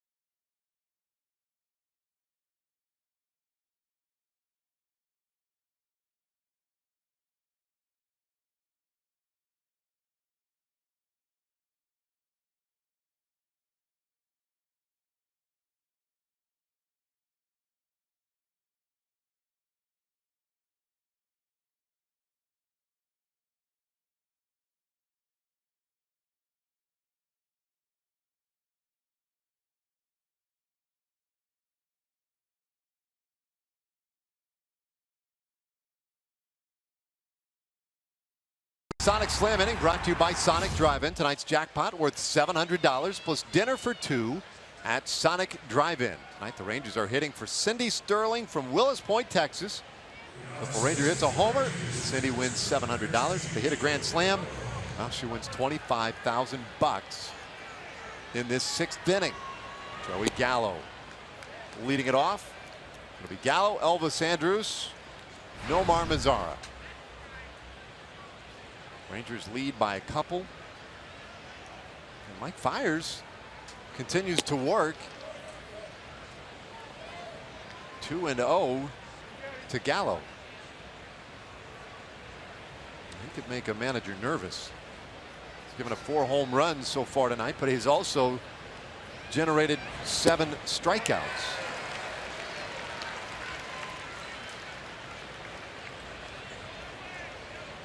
Gallo has one of the home runs. That came in the 2nd.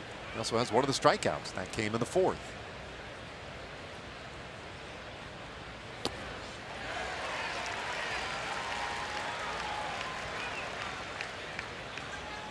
Fiers had allowed 8 home runs this year in 19 1/3 innings coming in. The 8 home runs, second most in the league. He has since easily taken over the league lead himself.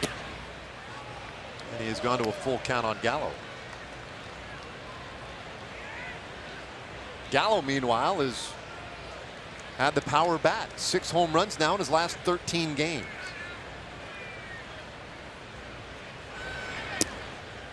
Oh, my goodness.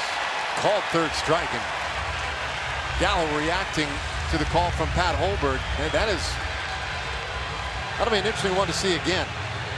Wow.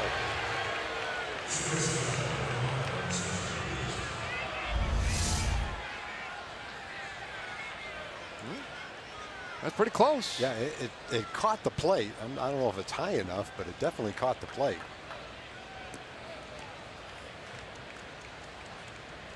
Yeah, Gallo, you know, jackknifed back out of the way of it in such a way.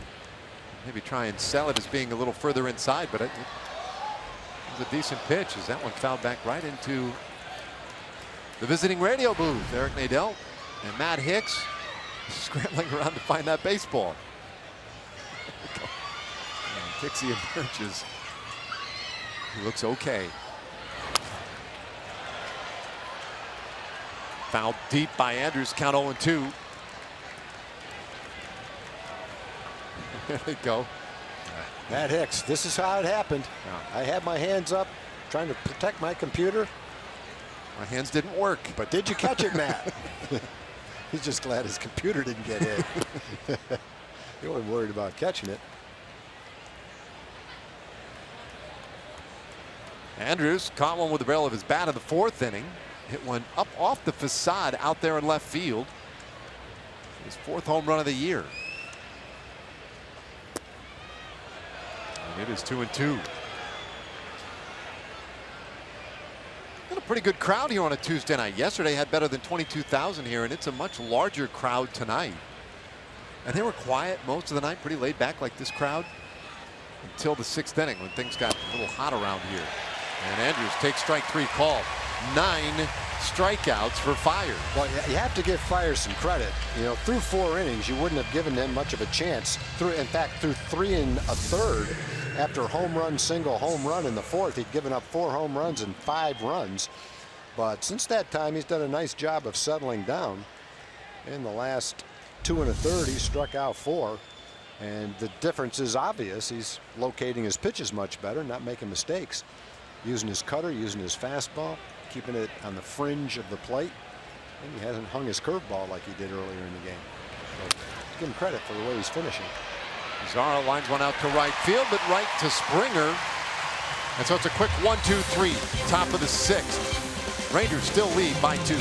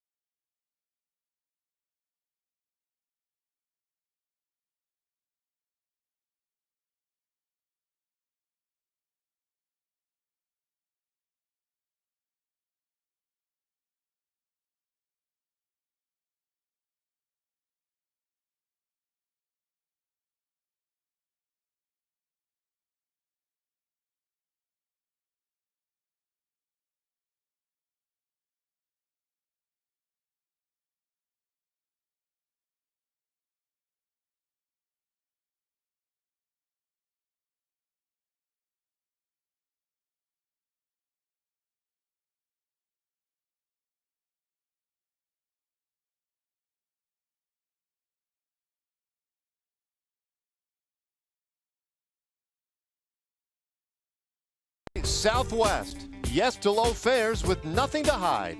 That's transparency. And by North Texas Ford. The Great American Sales Event is happening now at your local Texas Ford dealer. Ford is the best in Texas. Yeah, the great Nolan Ryan. Such a part of both these franchises' history, as well as the franchise of the New York Mets and the California Angels. Greatest strikeout pitcher of all time. The only player to have his number retired by 3 different teams. Come on, Mets, get in there. And of course, the first Texas Ranger to be elected to baseball's Hall of Fame. And there you see his number hanging here at Minute Maid Park in Houston. His son, Reed Ryan, is the president of these Houston Astros.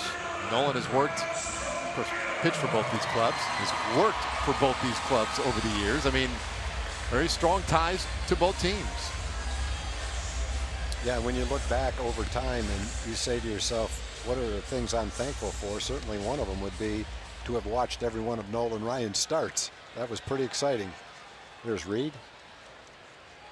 And when he came over, it looked like maybe he would pitch for 1 year. Struck out 300 batters.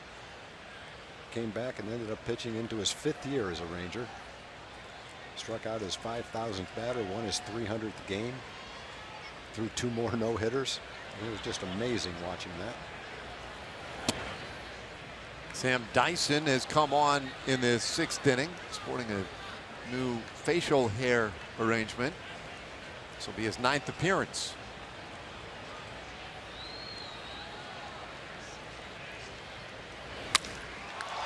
This one lifted high in the air out to right. I'm not so sure this is going to carry all the way. Back on it, Chu, and they'll make the play. That's one of those balls you go back to the bench knowing you got a pitch, you had your swing, and you just got underneath it and hit it straight up in the air. And all it is a long out and almost, he's hoping, but watching the outfielder, he's pretty sure what's going to happen right here. Yeah, these kind of games are kind of a nightmare for a manager and a front office as you try to look at what might happen during the game and then what you're going to have to do for tomorrow's game. You're hoping to get through this game and be able to say, okay, we got through it pretty well, and we've got enough pitching in the bullpen tomorrow to get through that game. That's the ideal situation.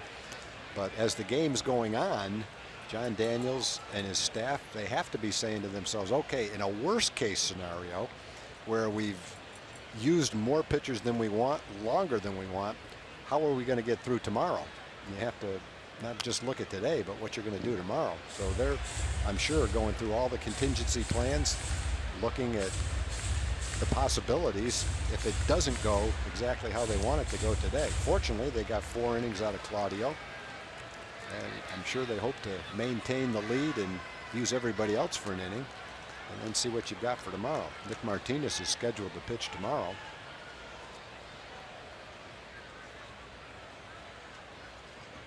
Two-strike offering to Gaddis. Little bouncer to shortstop, and Andrews.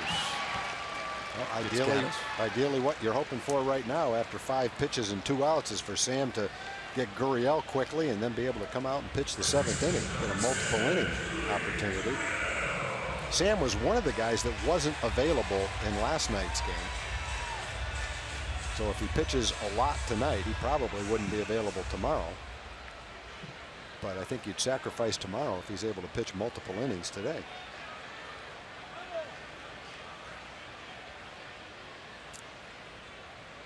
Well, 2 outs and gets a comebacker. How about that? Nicely done. 6 pitches. Yeah, that'll work. So Dyson, very sharp in the 6th. That new Hotsky beard of his, and it is a 5-3 game to the 7th.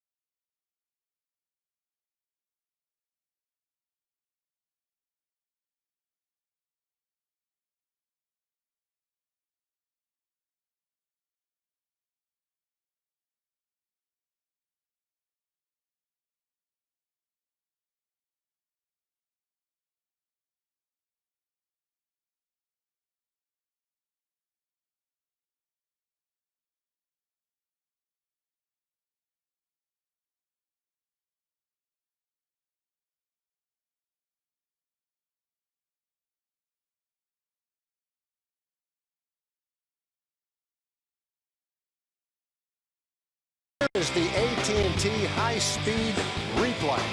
Right off the bat in the first inning, Delino DeShields off the foul pole. Second inning, Joey Gallo, a solo shot. Elvis sat and watched his 400-plus home run. And then the fourth home run of the night in the fourth inning, a 2-run shot over the wall in left field by Jonathan Lucroy. That was our AT&T high-speed replay, the 4 Ranger home runs. It's like time travel right there. Going back, and I'm waiting for Joey Gallo to hit one of his, and you jump on that, and maybe you could time travel. Now you're working on something. That might be the key to it. I think you have identified the key to this whole thing. Someday someone's going to hit one so hard it's going to disappear. It's going to be, where'd that ball go? Oh, that must have gone forward in time. Well, Napoli almost did that yesterday. I didn't know where it went. Yeah, that's a good point. George Springer didn't know where it went. So Jonathan Lucroy, he eviscerated a ball in the fourth inning up over the railroad tracks. His second home run of the year. 5-3 Rangers. James Hoyt is the new pitcher, and he gets a ground ball to short. Correa right there, 1 away.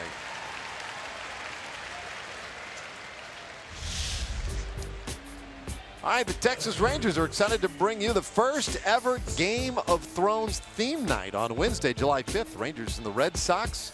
This exclusive theme night ticket comes with a limited edition Jeff Bannister bobblehead. Plus, take your picture on the Iron Throne. Tickets must be purchased through texasrangers.com/Game of Thrones. Now 1 out. Here is Delino DeShields.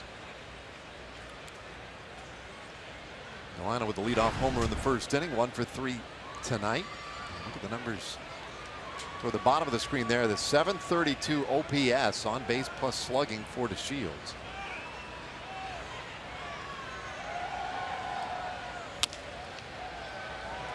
It's 1-1.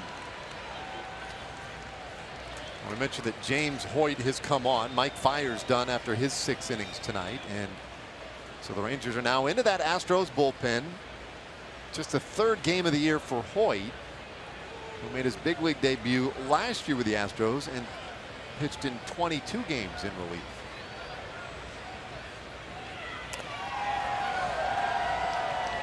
Hoyt is 30 years old from Boise, Idaho, and Hoyt came to the Astros in that trade for Evan Gattis. He came along with Evan Gattis. So Mike Poltonevich, Rio Ruiz, and Andrew Thurman, a bunch of prospects as Atlanta was in that rebuild mode.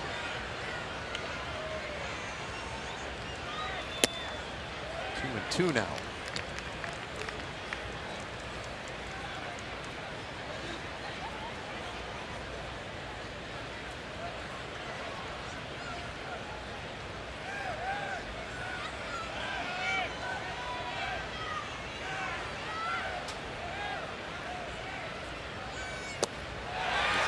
Swinging strikeout of DeShields, and that's another strikeout in this game for Rangers hitters. But for Hoyt, here's a guy in 2 2/3 innings. I guess you call 3 innings now. 6 strikeouts. Well, there's a sweeping slider, it looked like. Probably his strikeout pitch. Fastball we've seen, 92, 94. Good fastball. And that's kind of a wipeout slider that he's probably gotten a lot of his strikeouts with. Yesterday, Astros pitchers struck out 13 Rangers. Rangers struck out 15 times in the game before. Strikeouts have become a bit of an issue. 2 out here. 1-0 pitch to Chu. Remember, Lucroy hit that 2-run homer in the 4th inning. Since that point, Mike Fiers and now James Hoyt have retired 10 straight.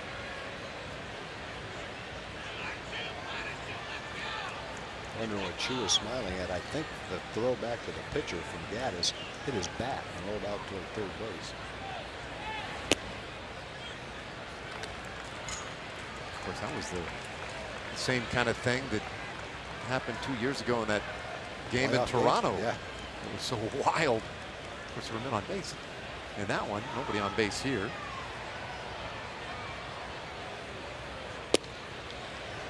Three and one. We were talking about stealing home earlier tonight, and guys stealing home, nobody on base right now. That's not going to happen. And think it back to that playoff series against the Blue Jays. Elvis Andrus. It's stolen home. There's a hit into left field, so Chu is on his first hit, not just of the night, but of the series.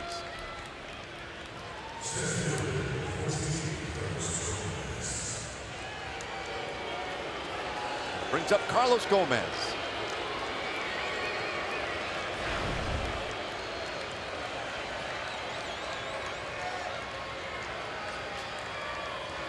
Hit one hard earlier, had the double in the third inning. 1 for 3. First base runner the Rangers have had now since the 4th, and they could use an extra run or two here.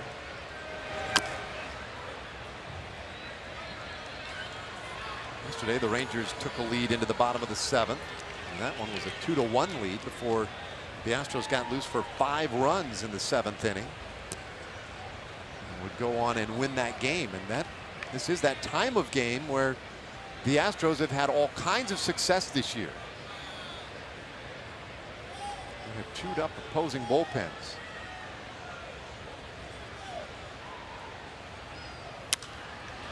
This one fouled the other way by Gomez. So he's in a hole 0-2.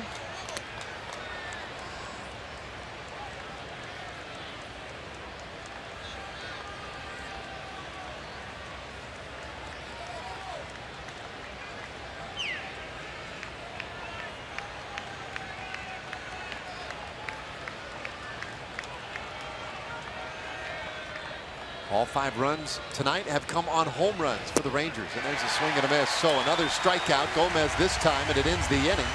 Rangers leave a man. They stand and stretch tonight. It's a 2-run game.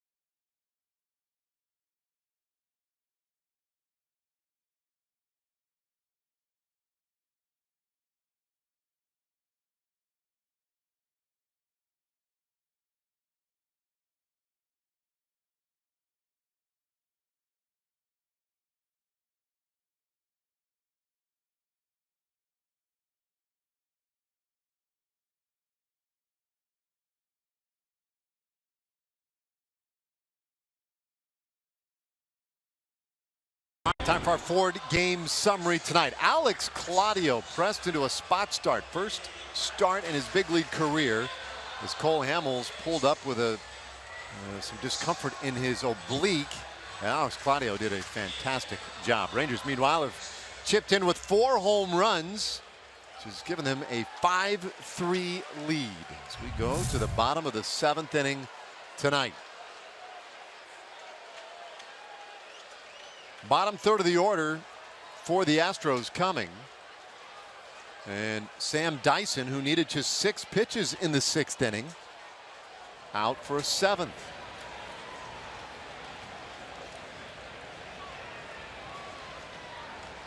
Gonzalez hit a home run of the 5th inning, and that was the end of Claudio's evening, and it was a great at bat. Fouled off pitch after pitch. Ultimately, on the 10th pitch of the at bat, picked up his 6th home run of the year. For all the flash and hype around a handful of guys in this Astros lineup, Gonzalez, one of those real sneaky guys who can hurt you in a hurry.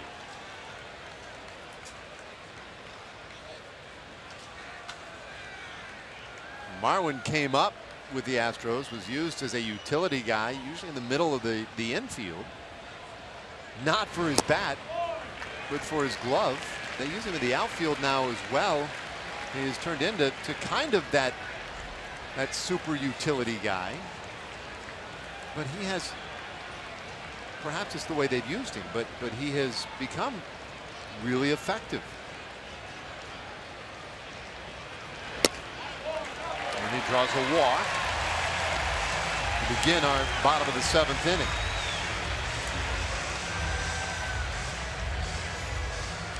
All right, time for our unlimited baseball break, brought to you by T-Mobile. There are hitting streaks, and then there are hitting streaks. Ryan Zimmerman is on a run right now, 8-game streak with 6 bombs for the Nats. Trout, of course, with a 14-game hitting streak, longest in the American League. 9th time that he's gone at least 10 games in a row. And by the way, voting is underway for the All-Star game, which will be played down in Miami this year at Marlins Park. Double barrel action for the Rangers. Dario Alvarez, Keone Kela loosening up out there after the leadoff walk. Dyson will now face the 8th place hitter Alex Bregman.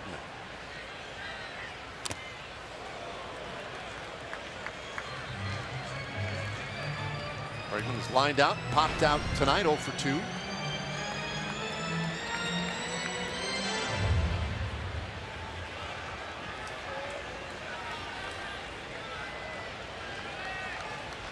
He was the Rangers, or rather the Astros' first pick in the 2015 draft.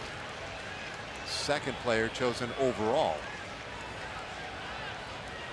Tremendous college player, and they felt like it would be just a very short time before he would be prepared to play in the major leagues, and they were right. Drafted him at 15 and got him out to the minor leagues quickly, and last year he was up in the big leagues. In fact, played in 49 games and did not look overmatched at all. No, he didn't. He had 586 at bats in the minor leagues, which is a long full season. Hit 300 with 24 home runs, 95 RBIs. That's pretty good.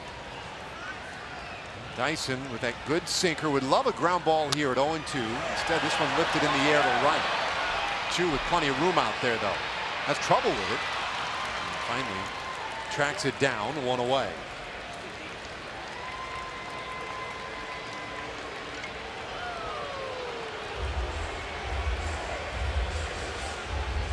Dyson, we mentioned, needed just 6 pitches in the 6th inning, and now is 1 pitch away from getting through the 7th inning if he could get a ground ball here. And it looked like Josh Reddick was in the on-deck circle. Had he been announced? Well, Jeff Bannister not waiting, and he comes out to the mound. So Dyson will be done. All right, Dyson out. And Jeff Bannister to the pen. Tying run coming up.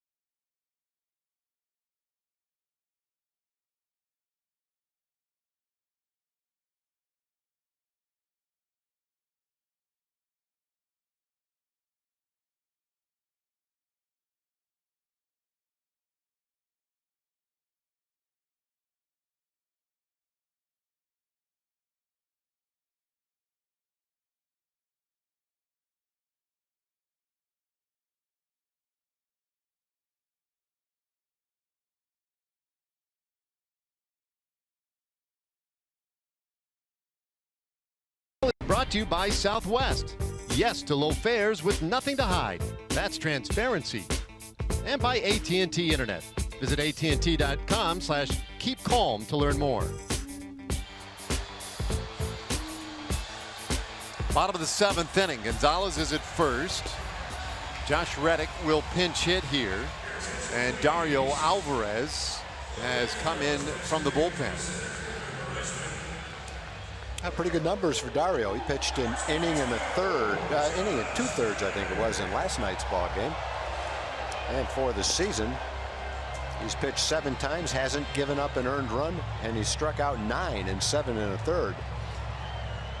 I think gradually he has gained the confidence of Jeff Bannister, who's bringing him into a lot of situations over the last couple of weeks with a game on the line. And he's got confidence that he can come in and throw that slider and get the outs that he needs. So Reddick, the left-handed hitter, announced as the pinch hitter. Alvarez and brought on as a counter. And the left-hander runs it in. Reddick to the 278 overall average for him. The numbers better against right-handers, as you would expect. Although the split's not dramatically different. And Alvarez finds a corner. That's this year. So Reddick only 10 at-bats against lefties so far. And there you go. Lefties have handled him.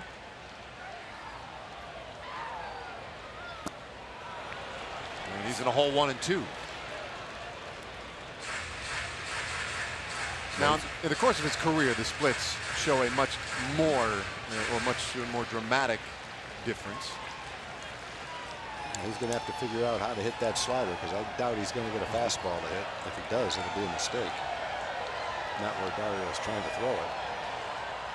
1-2 pitch, and he strikes him out swinging. So Reddick is the second out of the inning. Pretty much the exact pitch that he threw the pitch before it. Dario again pitched an inning and 2/3 last night. This was a short outing tonight. Banny wanted him to face one hitter, and he came in and did his job. Yes, he did. And Bannister now out to get the right-hander from the bullpen. 2 out, bottom of the 7th. Rangers lead by 2.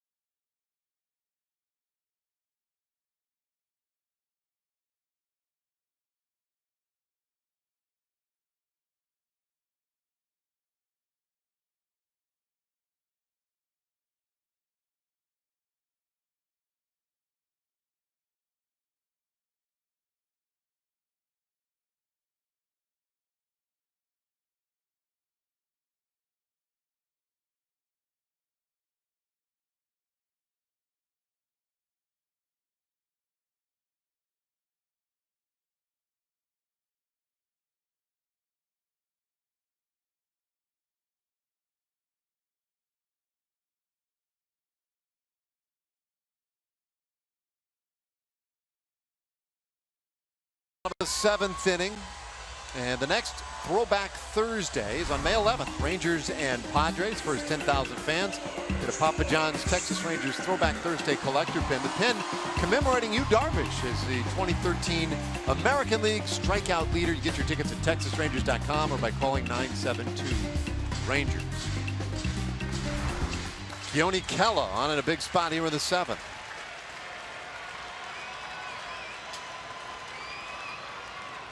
He faces George Springer, leadoff man for the Astros, and shows him some heat right away.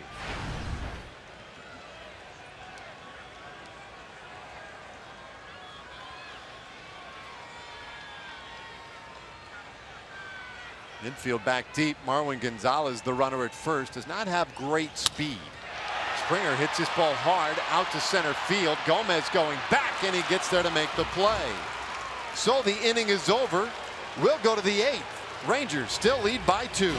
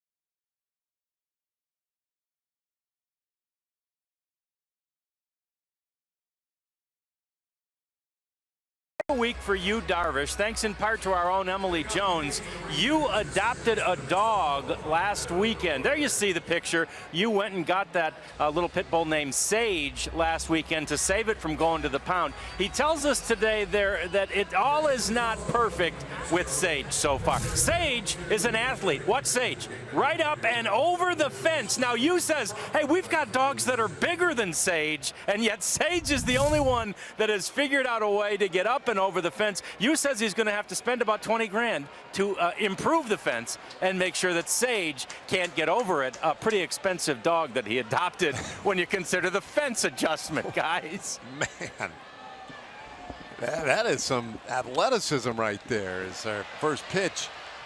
Foul back out of play by Odor. And we're underway in the 8th inning. Odor, Napoli, and Gallo here in the 8th. Rangers with a 5-3 lead, trying to even this 4-game series. It'll win apiece tonight.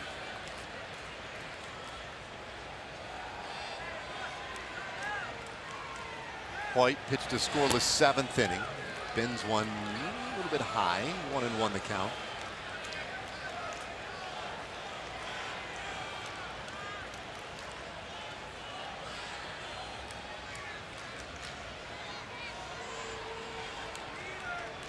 Mike Fiers went 6 innings for the Astros. They're now trying to get some length out of Hoyt. It's just funny today driving around listening to local sports talk here in Houston. So we take a look at some defensive changes. Reddick stays in the game in right. That moves Springer now into center field. Marisnik is done tonight. 2-1 pitch. That'll even it up. But the talk around town today was there some concern for the Astros in the rest of the series because the starters remaining in this series lined up for the Astros are guys who recently haven't gone real deep. Mike Fiers' last start was a little over 4 innings, and so the concern was, well, their bullpen could get eaten up a little bit. Well, that explains why there was no one warming up early in the ball game when Fiers was giving up the home runs. A.J. Hinch was in need of innings, and in his defense, he got the, not his defense, but as he was hoping, Fiers settled down and finished strong. He really, I mean, he really managed to navigate a weird night. 9 strikeouts, but only 5 runs on the 4 homers. Managed to get 3 of them solo shots. And Mike Napoli, who has struck out all 3 times in tonight, swings wildly at strike 1. You see the average down at 156 for Napoli. Now, coming into the ball game, in the last 2 games, the Rangers had struck out 27 times, and they've struck out 12 times tonight. Yeah, the strikeouts have been really piling up.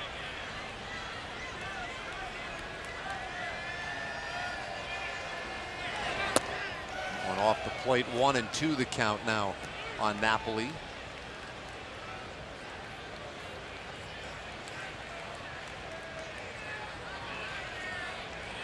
Napoli came in 9th in the American League with 31 strikeouts. He's added 3 more tonight. And shoots this one out of play. Stays 1-2.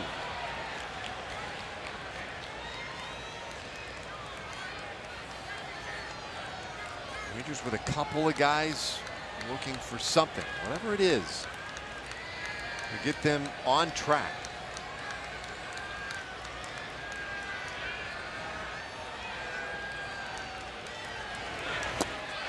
And a swing and a miss. So Napoli strikes out, 2 away in the 8th inning. Hoyt dealing here in relief, and we take another Chevy game break. Back to the studios with Dana Larson.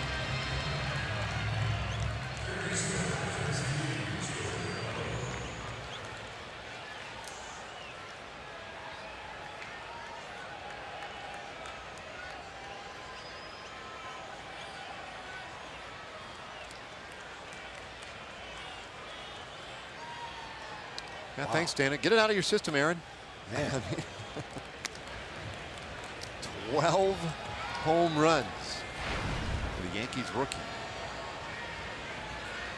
Joey Gallo 1 for 3 with a home run, his 8th of the year.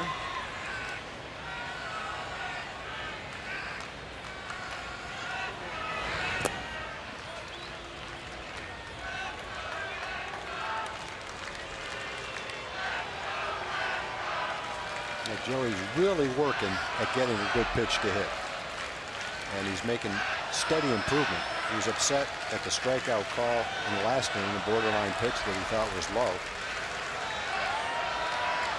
And he's trying to maintain good plate discipline.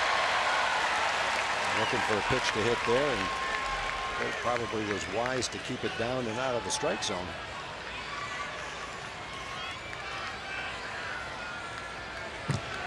Two and 1 the count.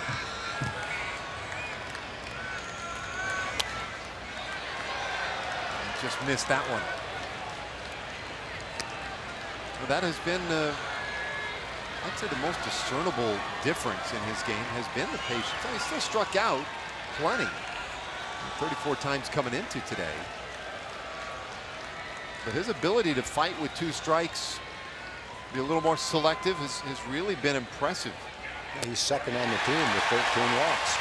Wow, 5 strikeouts in 2 innings. Yeah, Hoyt really dealing. And the Rangers strikeouts piling up. We go to the bottom of the 8th.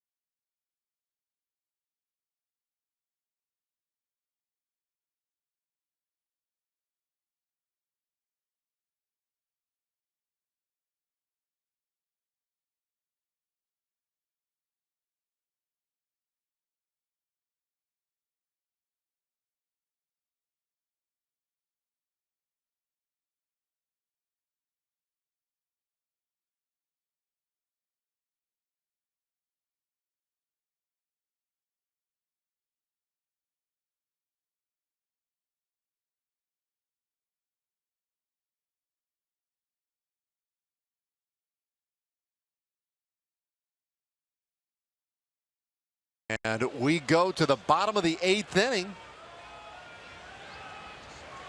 Keone Kela got that final out of the 7th. They got Springer to fly out to center field. He stays on in the 8th.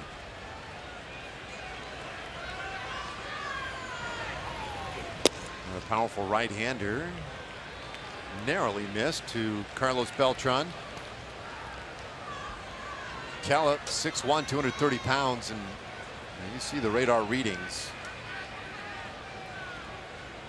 He's got some thunder in that arm. That's what Jeff Bannister heard him use it a couple of times, bringing in some thunder with Keone Kela in the late innings, and he does.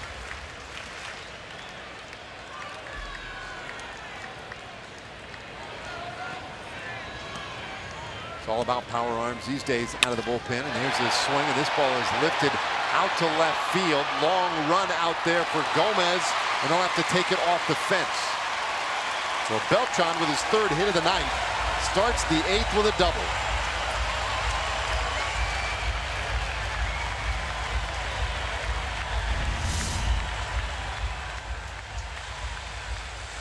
And Carlos may be 40 years old, but he shows he can still swing the bat. 3rd hit of the ball game. Hit it into the gap off the wall.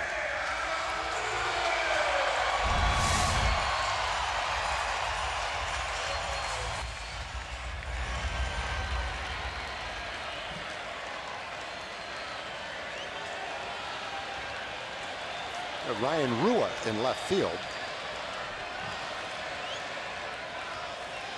So the Shields out, and there may be some feeling that Rua, should he come up in the 9th inning, he would be due up 4th. Presents a bit of a additional power at the plate than the Shields. And I think defensively they're probably at least on even footing. You could argue that Rua, might even be just a touch more confident out there. The one area where Ryan would be ahead is the throwing arm for sure. He's got pretty good arm strength in left field. That's not Delino's strong suit. I do think that's really relevant here too, Tom, because you get a lot of plays at the plate in this ballpark, whether it's left field or right field. Well, probably more than any other throw one out last night from left field. Now, Oki leads the American League in outfield assists, not because he's such a spectacular outfielder with a great arm, but because in left field, no matter where you play, you're in position to make a play probably at the plate. Well, the thing Aoki did nicely yesterday was he charged that ball, and by the time he threw it, he's right back a shortstop. Beltran out there at second base. Altuve, who was a little shaky in his last at bat of the 5th inning, chased another one right here. Well, with 2 men on his last time up, he swung at that same pitch from Jose Leclerc 3 straight times. It was almost the exact same pitch.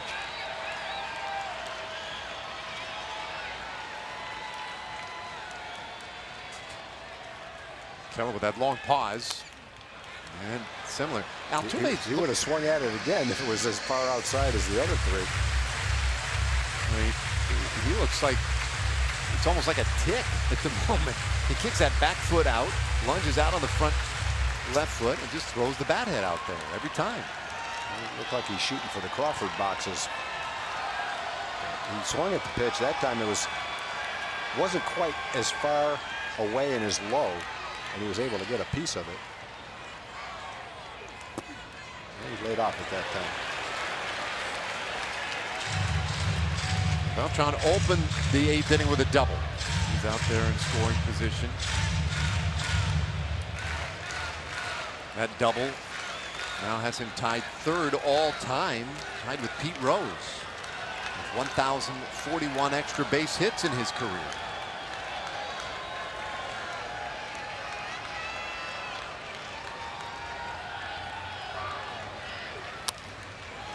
Altuve pops it up again. You almost have to keep throwing it out there. It's 1 and 2, so you've got plenty of room if he takes a couple. But it's hard to imagine that with 3 more pitches to throw before you walk them, that he's going to be able to take them all and get a walk. He's going to swing at one of them. He may take one like he did before, but eventually I think you're going to get him to swing at that pitch. You throw it a little bit more outside where you can't make contact with it.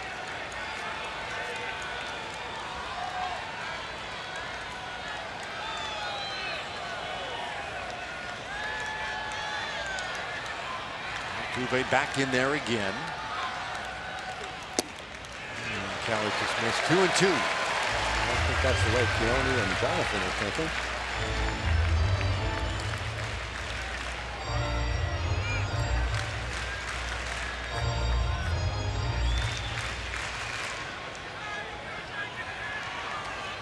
Almost no need to set it up with that fastball in. Just keep spinning something off. Oh yeah, you can't go wrong if you locate it well with a fastball in. Altuve right now is in swing mode. Just don't throw him a strike with it. Going to chase that one, and it's a full count. Seeming enough to where he is disciplined to lay off it. Altuve came in with a .406 on base percentage, 11 walks, high batting average over .325 coming in. Say this, for the last couple of pitches, they were exactly what Keone was trying to throw. He did not want him to throw him a strike, but Altuve was able to lay off him. Altuve represents the potential tying run.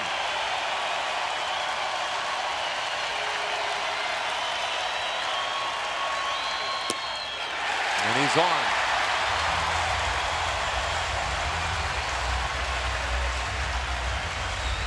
He went from undisciplined to disciplined in that at bat and did take the last 3 and earn the walk. Does set up a double play. Ray is 0 for 4 in the game, although he gave one a ride in the 6th inning right to the base of the wall.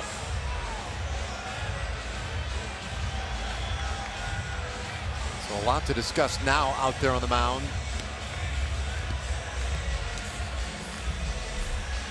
Two big runners out there. Time now for a progressive upcoming schedule.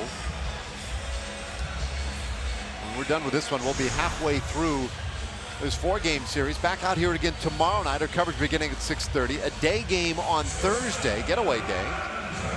As the Rangers will head to Seattle for a weekend series with the Mariners. Maybe their second trip to Seattle already. Just what, 5 weeks into the season.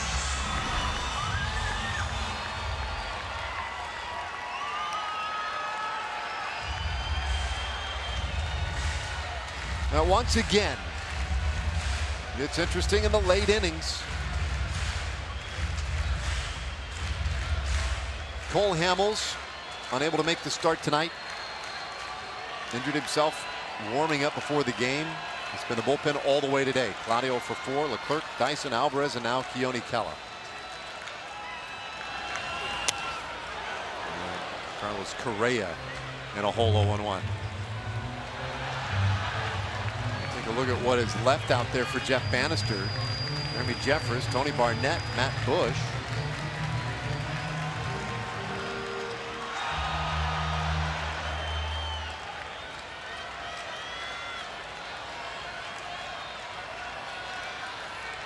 Field looking for that ground ball.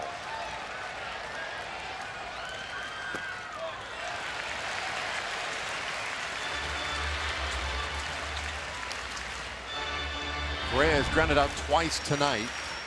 His last time up in the 6th, flat out to right field. That was off Sam Dyson. Dyson went an inning and a third.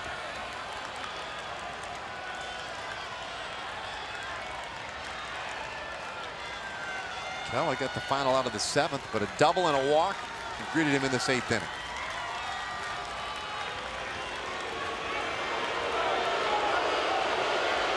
And again, more conversation.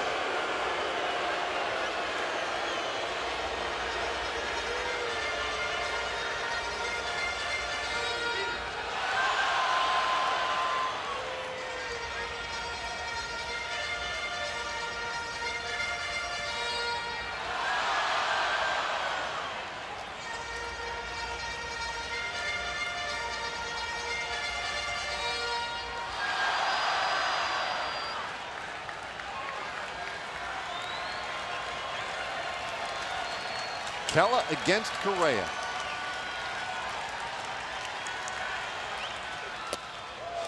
Good looking fastball, but that one a little tight.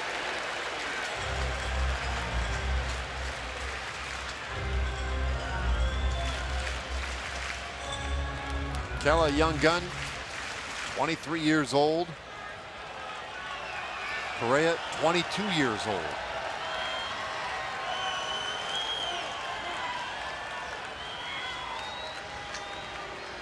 Both play huge roles on their teams, and both of them in a big spot here. The potential tying runs on bottom of the 8th inning.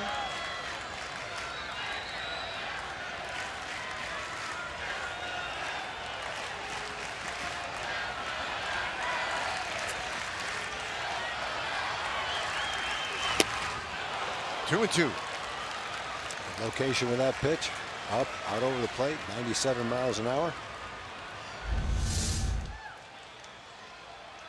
A little bit off the plate, actually, maybe right on the corner. Kelly got the 2 strikes on Altuve, eventually lost him to the walk. Correa not as patient, not as disciplined a hitter as Altuve. He's not as a wild swinger, but you can get him.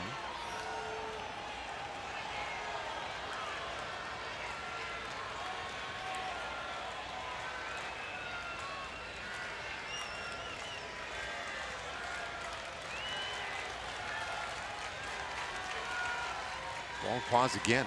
He checks his runners, and Pella not ready to go. Now Beltran's not going anywhere at second base. That's okay.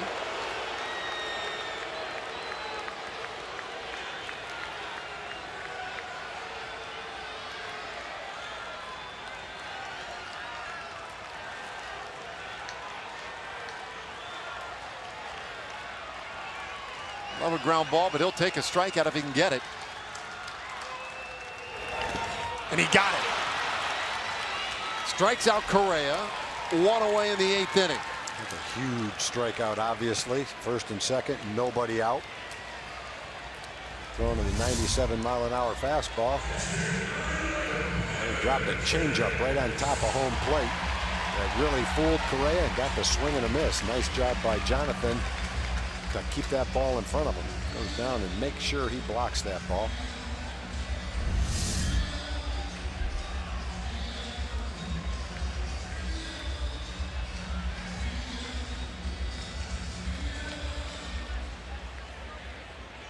When you look at those numbers with runners in scoring position, and so many of these Astros have come up so big in this early part of the season, hitting 300 as a team. Evan Gattis, strong right-handed hitter. This great power on power matchup right here. That did not miss by much.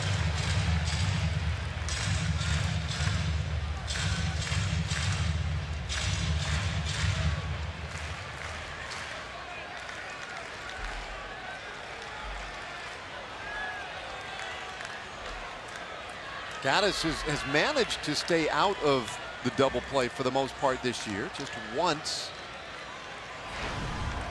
He's grounded out all 3 times tonight, though. If he can put one on the infield here. Put in the end, but that one is through in the left field. They're going to go station to station. So they're loaded with 1 out now for Yulieski Gurriel.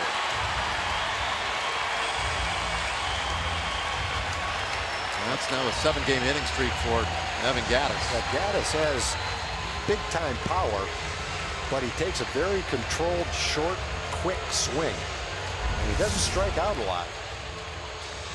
Nothing long about that swing. That's about as short and quick a swing as you'll see a big guy take. On the season, he's been up close to 60 times. He's only struck out 9 times. So he's a contact hitter. And he turned that fastball around, hit it with some authority. I see Jeremy Jeffress. He's been loosening up out there for a little bit. This one's got to be with Keone Kela, though. Beltran at third, Altuve at second, Gattis at first.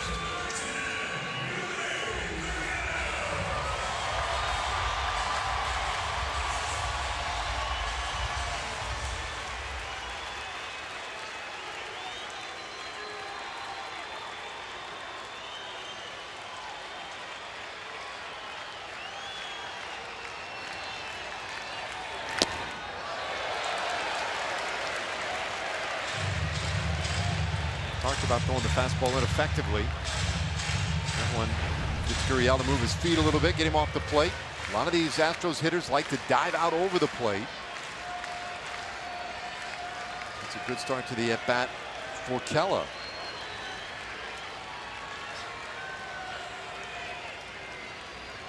Gurriel's hit the ball on the ground all 3 times tonight. Pops this one up. Foul ground. Third base side. Andrus is over, but Gallo holds his ground, 2 away. Oh, that was another good pitch right there. You talked about the one that backed him off the plate a little bit. Well, Keone came right back at him with another fastball up and in, tied him up, and that led to this pop-up. You can see Jonathan set up inside for that fastball, and Keone delivered it right where he wanted to, and he gets a huge out with the bases loaded.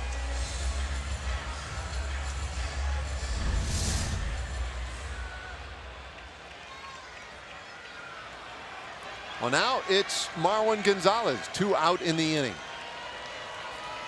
Lucroy wants a new baseball. Gonzalez, a switch hitter, is homered, he has walked. And he's also ground out.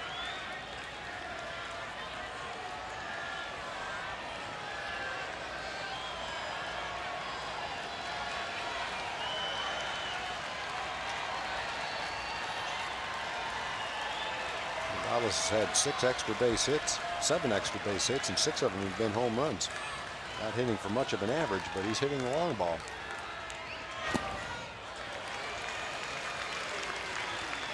Gallo's faced him twice before, retired him both times. And he struck him out, and to fly out in their past history. Not a whole lot of history there. Keone trying to get through an inning and a third in relief tonight. It's been a bullpen game from the first pitch for the Rangers. Leading by 2.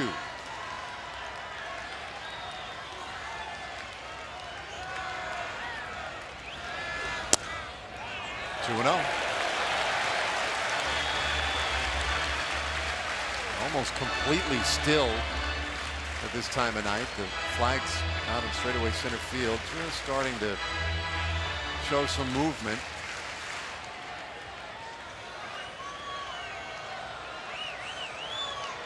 Roof open on a beautiful Tuesday night in downtown Houston. Over 26,000 announced tonight.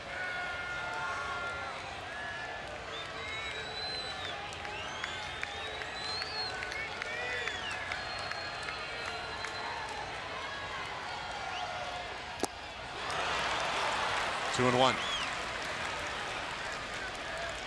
4-seam fastball, 95 miles an hour. Seen a lot of that in this game, where a hitter ahead in the count is just guessing for a strike, committing to the swing, and ending up swinging at a pitch a little bit out of the strike zone. That would have been ball 3 right there. Hitter's anxious, trying to make something happen offensively. Said to himself, 2-0, he can't walk me, he's got to throw me a strike. And swung at it anyway.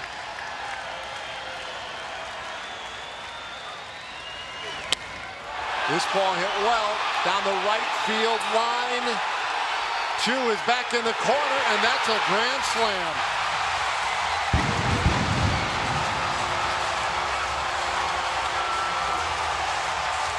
Just like that, the Astros lead by 2.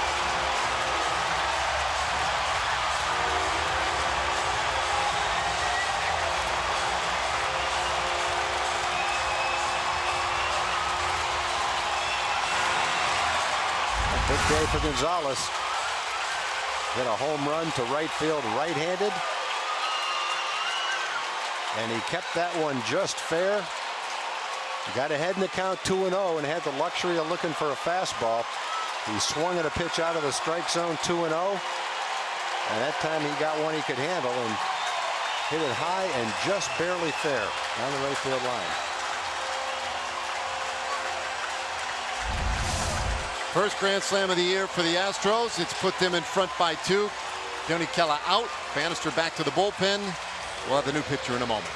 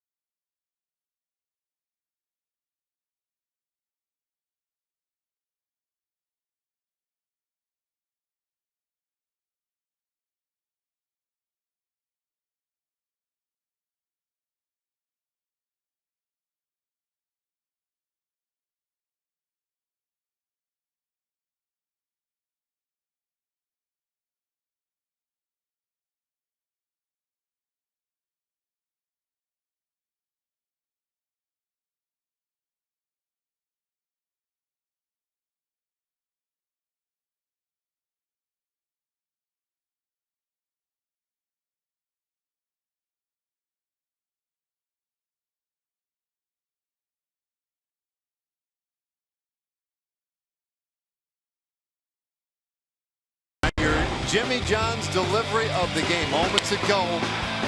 Marlon Gonzalez at 341 feet, but it was enough.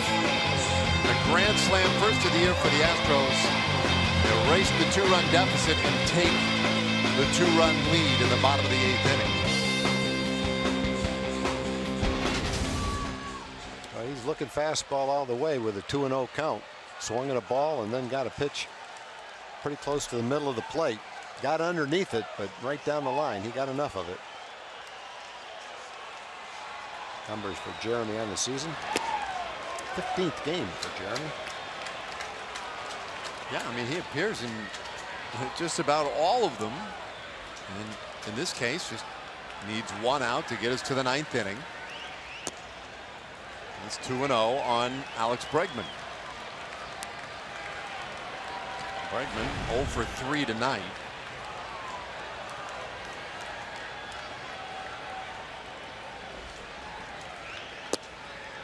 One fired in there. Boy, what a turn of events in this 8th inning.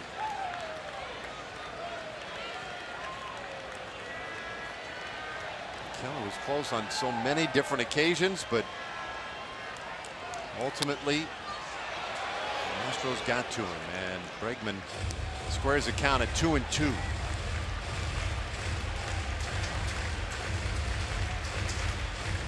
It means the Rangers are going to have to figure something out in the 9th inning. They'll have the bottom of the order coming. Elvis Andrus, Nomar Mazara, and Jonathan Lucroy will be due.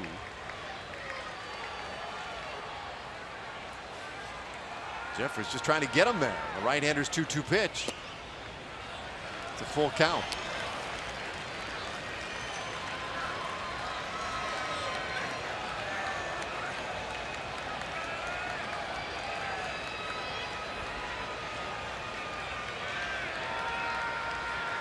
Jeffers, the 6th Rangers pitcher tonight.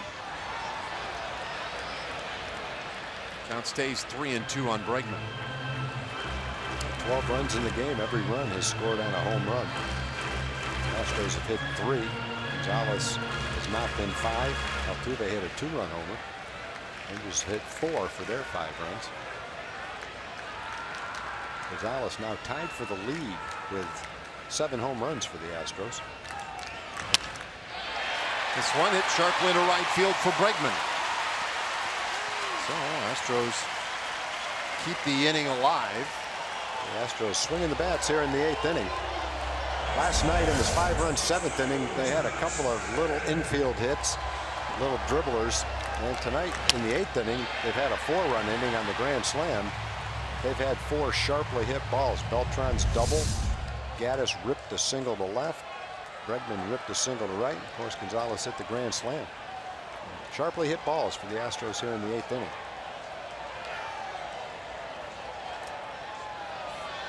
Josh Reddick. Reddick pinch hit in the 7th inning, struck out swinging.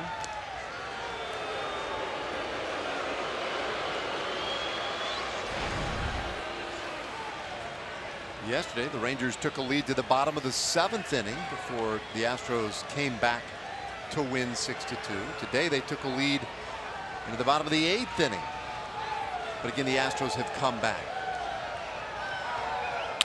Reddick hammers this ball out to center field. Coming over from right is Chu, but it drops in. Bregman to third base, and they'll stop him there.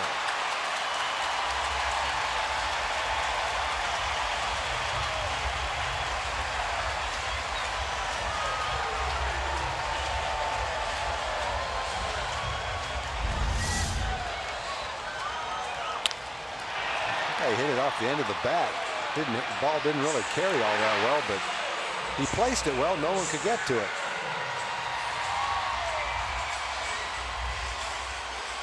He came up a little bit short, but fortunately, Gomez was there to back him up. Got it in before Bregman could think about trying to round third base.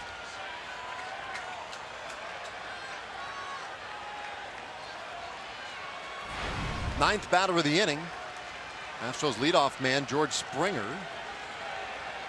steps in. He is 0 for 3 with a walk. Runners on the corners against Jeremy Jeffress. And a bouncer through the right side. Bregman in. Makes it 8-5 Houston.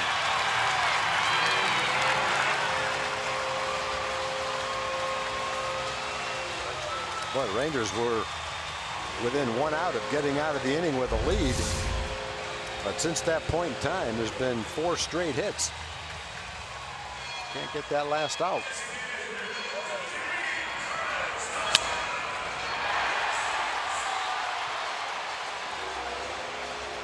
Well, it all started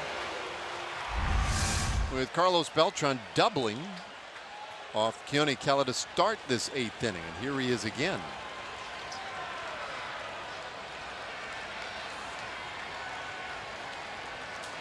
Five runs across so far.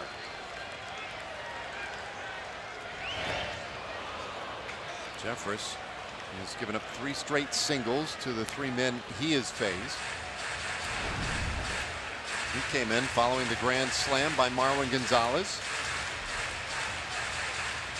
It's been a good night for the former Ranger Carlos Beltran.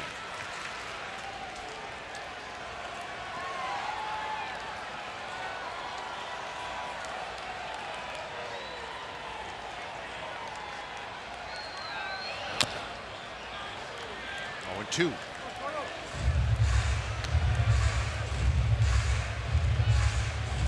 Last year, Gonzalez had 13 home runs, 484 at bats. He's got 7 already this season.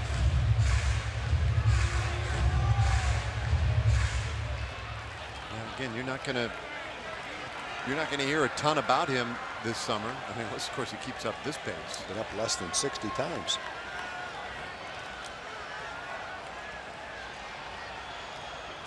Been big. I always feel like when teams kind of have a special season, put something together, there's a player like that, right, who comes through in big spots. Yeah. You know, he might not be the big spotlight guy, but big contributions. That would be Marwin Gonzalez for this Astros team so far.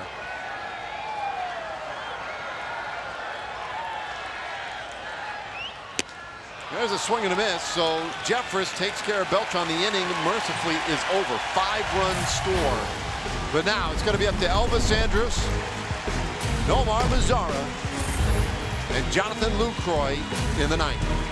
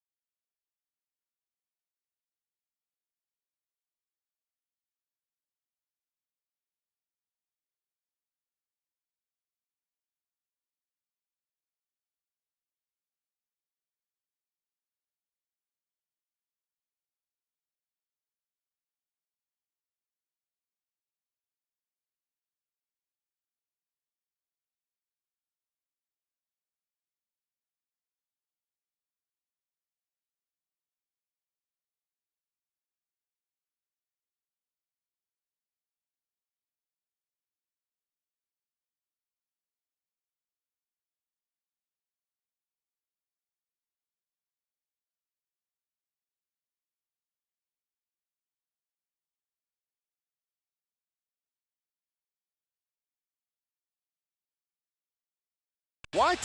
How did that happen? We go to the 9th inning. Time for our Shiner Light Blonde Spotlight. Pete Kozma. He is your newest Ranger, 29 years old. And was designated for assignment by the Yankees the other day. Picked up by the Rangers. And he can play just about anywhere on the infield. Good utility player, adds some great defense.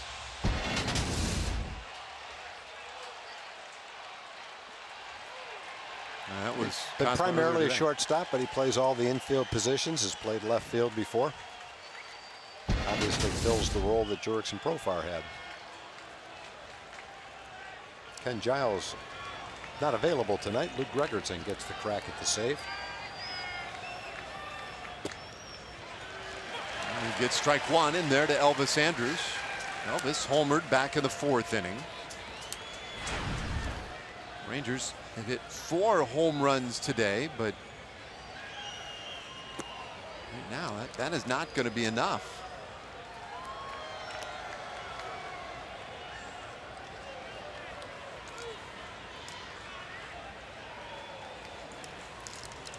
The Astros, or rather the Astros pitching, the starters, their bullpen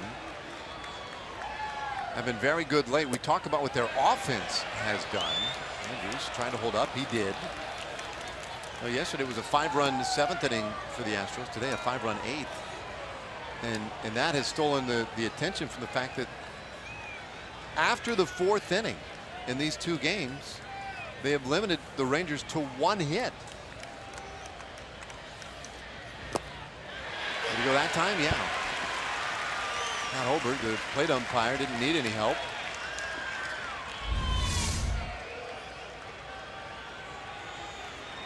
The last 5 outs have been strikeouts. The Rangers have struck out 14 times in the game so far. Even though Fiers gave up 5 runs on 4 home runs, he still only walked 1 and struck out 9.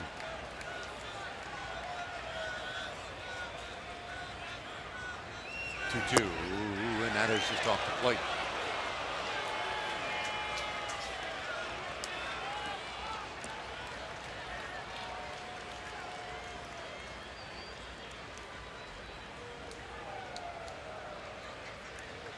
Gregerson wasting no time. And Andrus continue to make him work. Now the strikeouts, double-digit strikeouts now, and 4 of the last 5 games. 12 yesterday, 15 on Sunday. Friday, the Rangers struck out 11 times.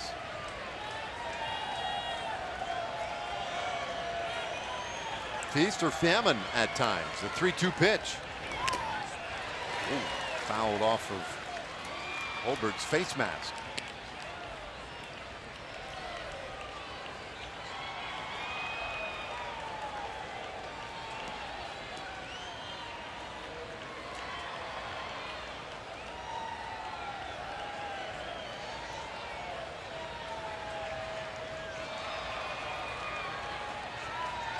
Well, that's a big pitch right here. 8th of the at bat, and Andrus draws the walk. So a base runner to start this 9th inning. We'll bring up Nomar Mazara. A MLB.TV premium back and better than ever. Watch every out-of-market regular season game live on over 400 supported devices. Plus, you get a free subscription to @ThatPremium, the #1 app for live baseball. Blackout and other restrictions do apply. Go to MLB.TV for details. Mazara's been on a couple of times tonight. A walk, a base hit. He has scored a run.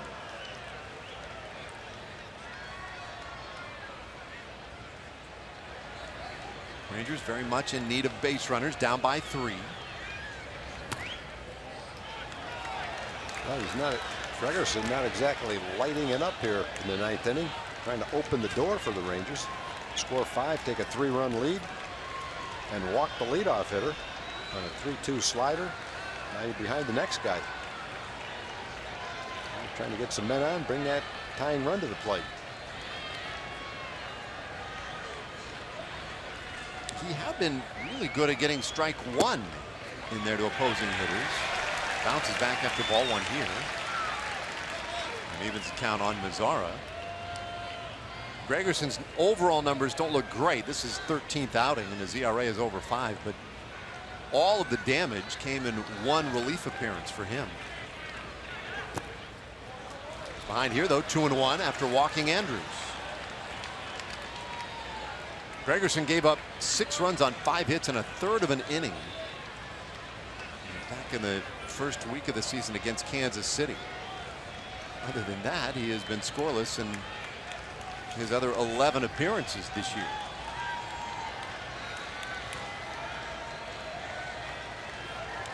Andrews has good speed over at first. 2-1 to Mazzara, and that one is hit out toward left field, carrying toward the Crawford boxes, and it is gone. A home run! Mazzara leaves the yard, 5th home run of the night for the Rangers, and they're back in it. It's a 1-run game. What those leadoff walks will do. They just kind of open the floodgates. The leadoff walk, Elvis worked the walk, laid off a tough pitch. And Nomar going the other way, a lot like Joey Gallo did. 15 runs in the game, and every run is scored on a home run. Behind in the count, came in with a fastball, and Nomar hit it hard enough to sneak it out. So A.J. Hinch has seen enough.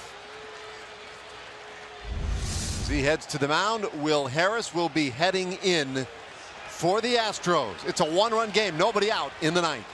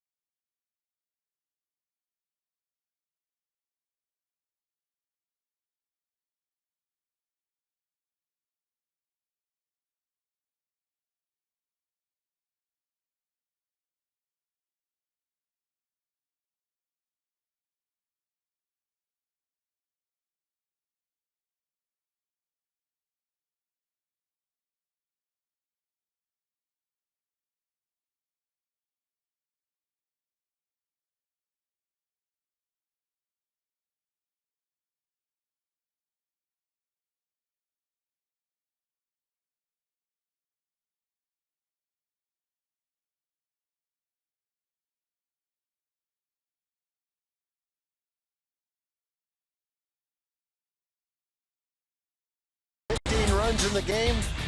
The Rangers 7 have come on 5 home runs. Started right off the bat in the first inning by Delino, Joey Gallo, Elvis a long one off the back wall, Jonathan Lucroy a long one over the wall, and then Nomar gets the Rangers within a run with a 2-run shot into the Crawford boxes. New pitcher, Will Harris is on, and now it's a 1-run game. Nobody out, and the Rangers getting ready to turn the lineup over. And Jonathan Lucroy's had a good night tonight at the plate and sends it foul.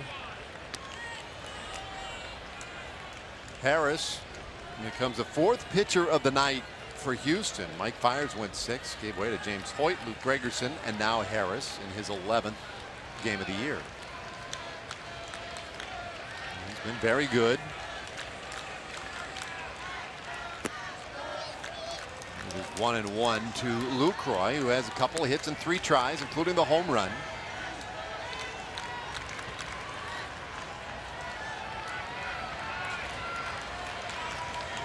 And certainly nothing out of the question in this one tonight. A home run derby. And this one shot down to first, off the glove of Gurriel, and Lucroy is on. Well, that's essentially getting the leadoff hitter on again in a 1-run ball game. They almost got by him down the right field line for what could have been an easy double. Gurriel at least knocked the ball down and kept Jonathan at first base. Pinch runner now at first base. Pete Kozma making his debut as a Ranger. Lucroy, 3 hits on the night. He is done. Great effort.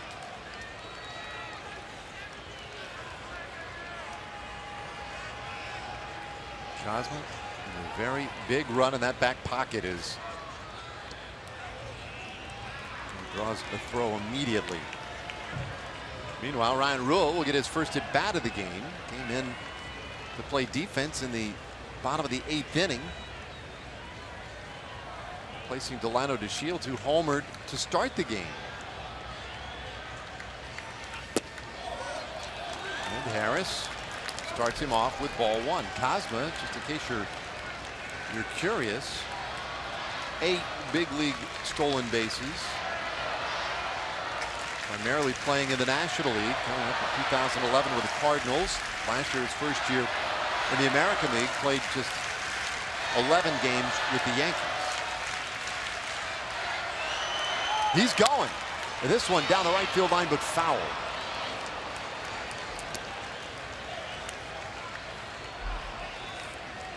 Well, you're looking at the situation. Jeff Bannister trying to make something happen.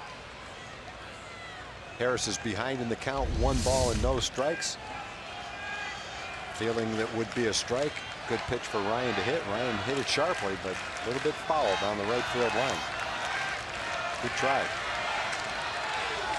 Quick toss over there that time. The inning started with Andrews drawing a walk. And then the 2-run homer by Mazzaro, all off Luke Gregerson, who was unable to record an out. And now Harris is on. He's given up an infield hit. And works to Ryan Rua.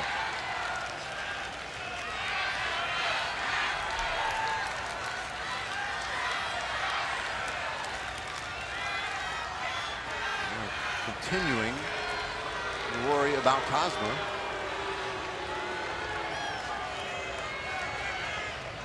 Rangers led most of the night. Took a 5-3 lead into the bottom of the 8th, but a 5-run 8th inning gave the Astros the big lead. Rangers chipped away at it already here in the 9th inning, and the pitch on the way. 1-2.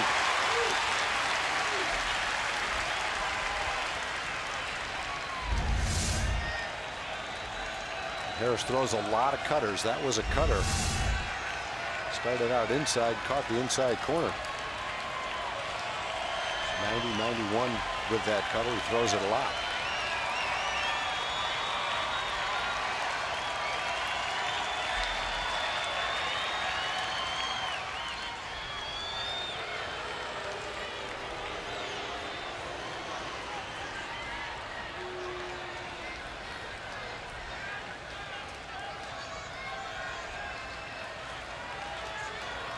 First time Rua has ever faced Will Harris.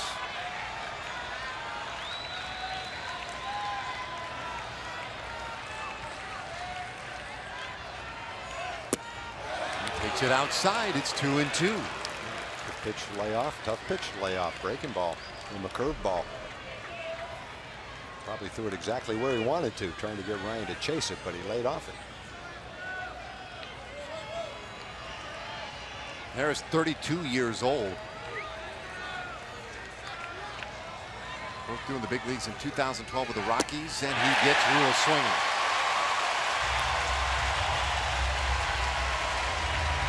Well, that's a 15th strikeout tonight of the Rangers hitter. That was a high cutter, probably a little bit over the top of the strike zone.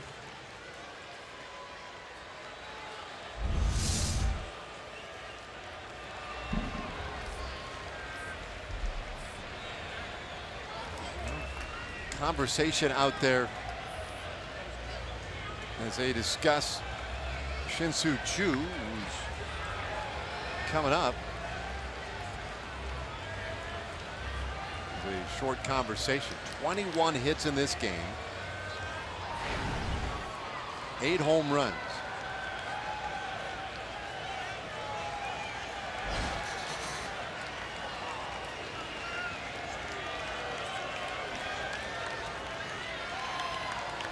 Right-hander Harris against the left-handed hitting Choo.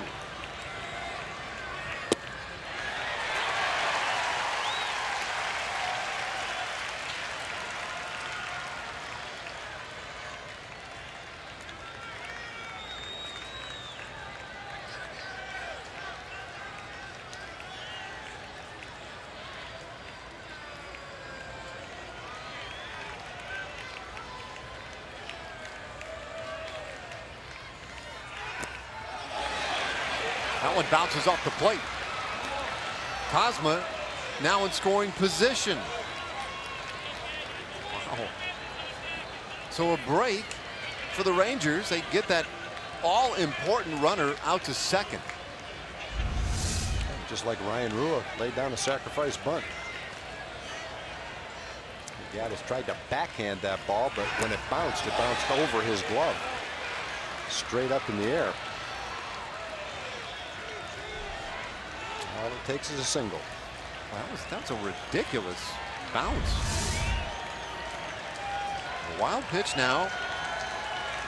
As Kozma out there with something to the outfield should score him, although that's not as automatic here as it is in most ballparks.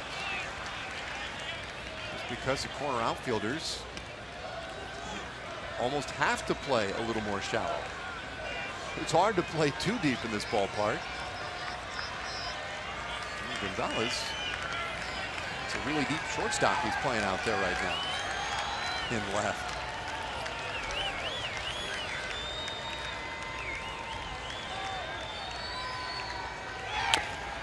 With a little tapper. Harris will take care of him with a tying run now 90 feet away. There are 2 out in the inning.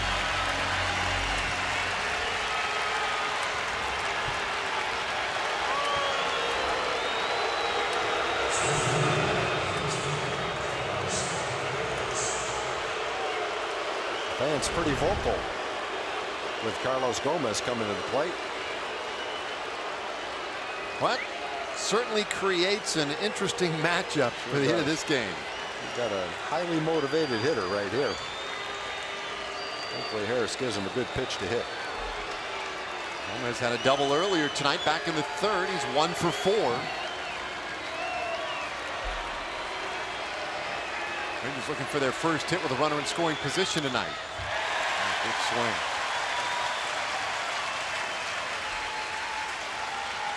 To me seems like a real good test for Gomez, for just a makeup test, if you will. I mean, he is trying right now to resist all those urges to do everything with one swing.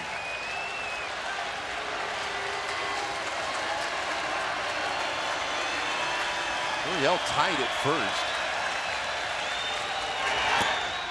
1-1. And the wild pitch definitely comes into play right here. That ball short hop. Gaddis backhanded it. The one that got by him bounced a little bit more out in front of him than that one did. I think Harris is going to try to get Carlos out without throwing him anything close to a good pitch to hit. 2 runs in this 9th inning. 1 and 2. The ball gets away momentarily, but Kozma has to hold. And that'll get them to their feet here at Minute Maid.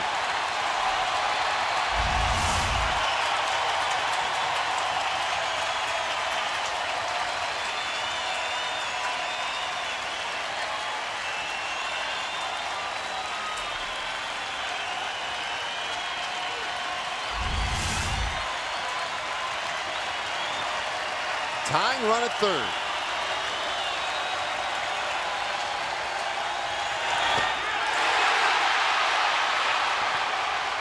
That'll do it. Strikeout of Carlos Gomez. And the Astros have done it again. They have come from behind in the late innings and steal one from the Rangers. 8-7 our final score. Well, it was a pretty incredible game with Cole Hamels injured warming up. The Rangers went to the bullpen. Got 4 innings out of Alex Claudio, a number of other guys in the bullpen. There was a 5-run 7th inning last night, a 5-run 8th inning tonight. And obviously the big hit was by Marlon Gonzalez, who hit the high fly ball barely fair right down the right field line for the grand slam. Rangers battled back for 2 in the 9th, but they fall 1 short tonight. Stay with us. Dana Larson, Mark McLemore, Mike Bassick. They're back in the studios getting ready to talk about the way this Astros team keeps coming back. We got to break down the nights for Mazzara and Lucroy here. For Tom Grieve, John Radigan, and our entire crew, this is Dave Raymond inviting you to stay with us. The Rangers Live postgame show starts right after this.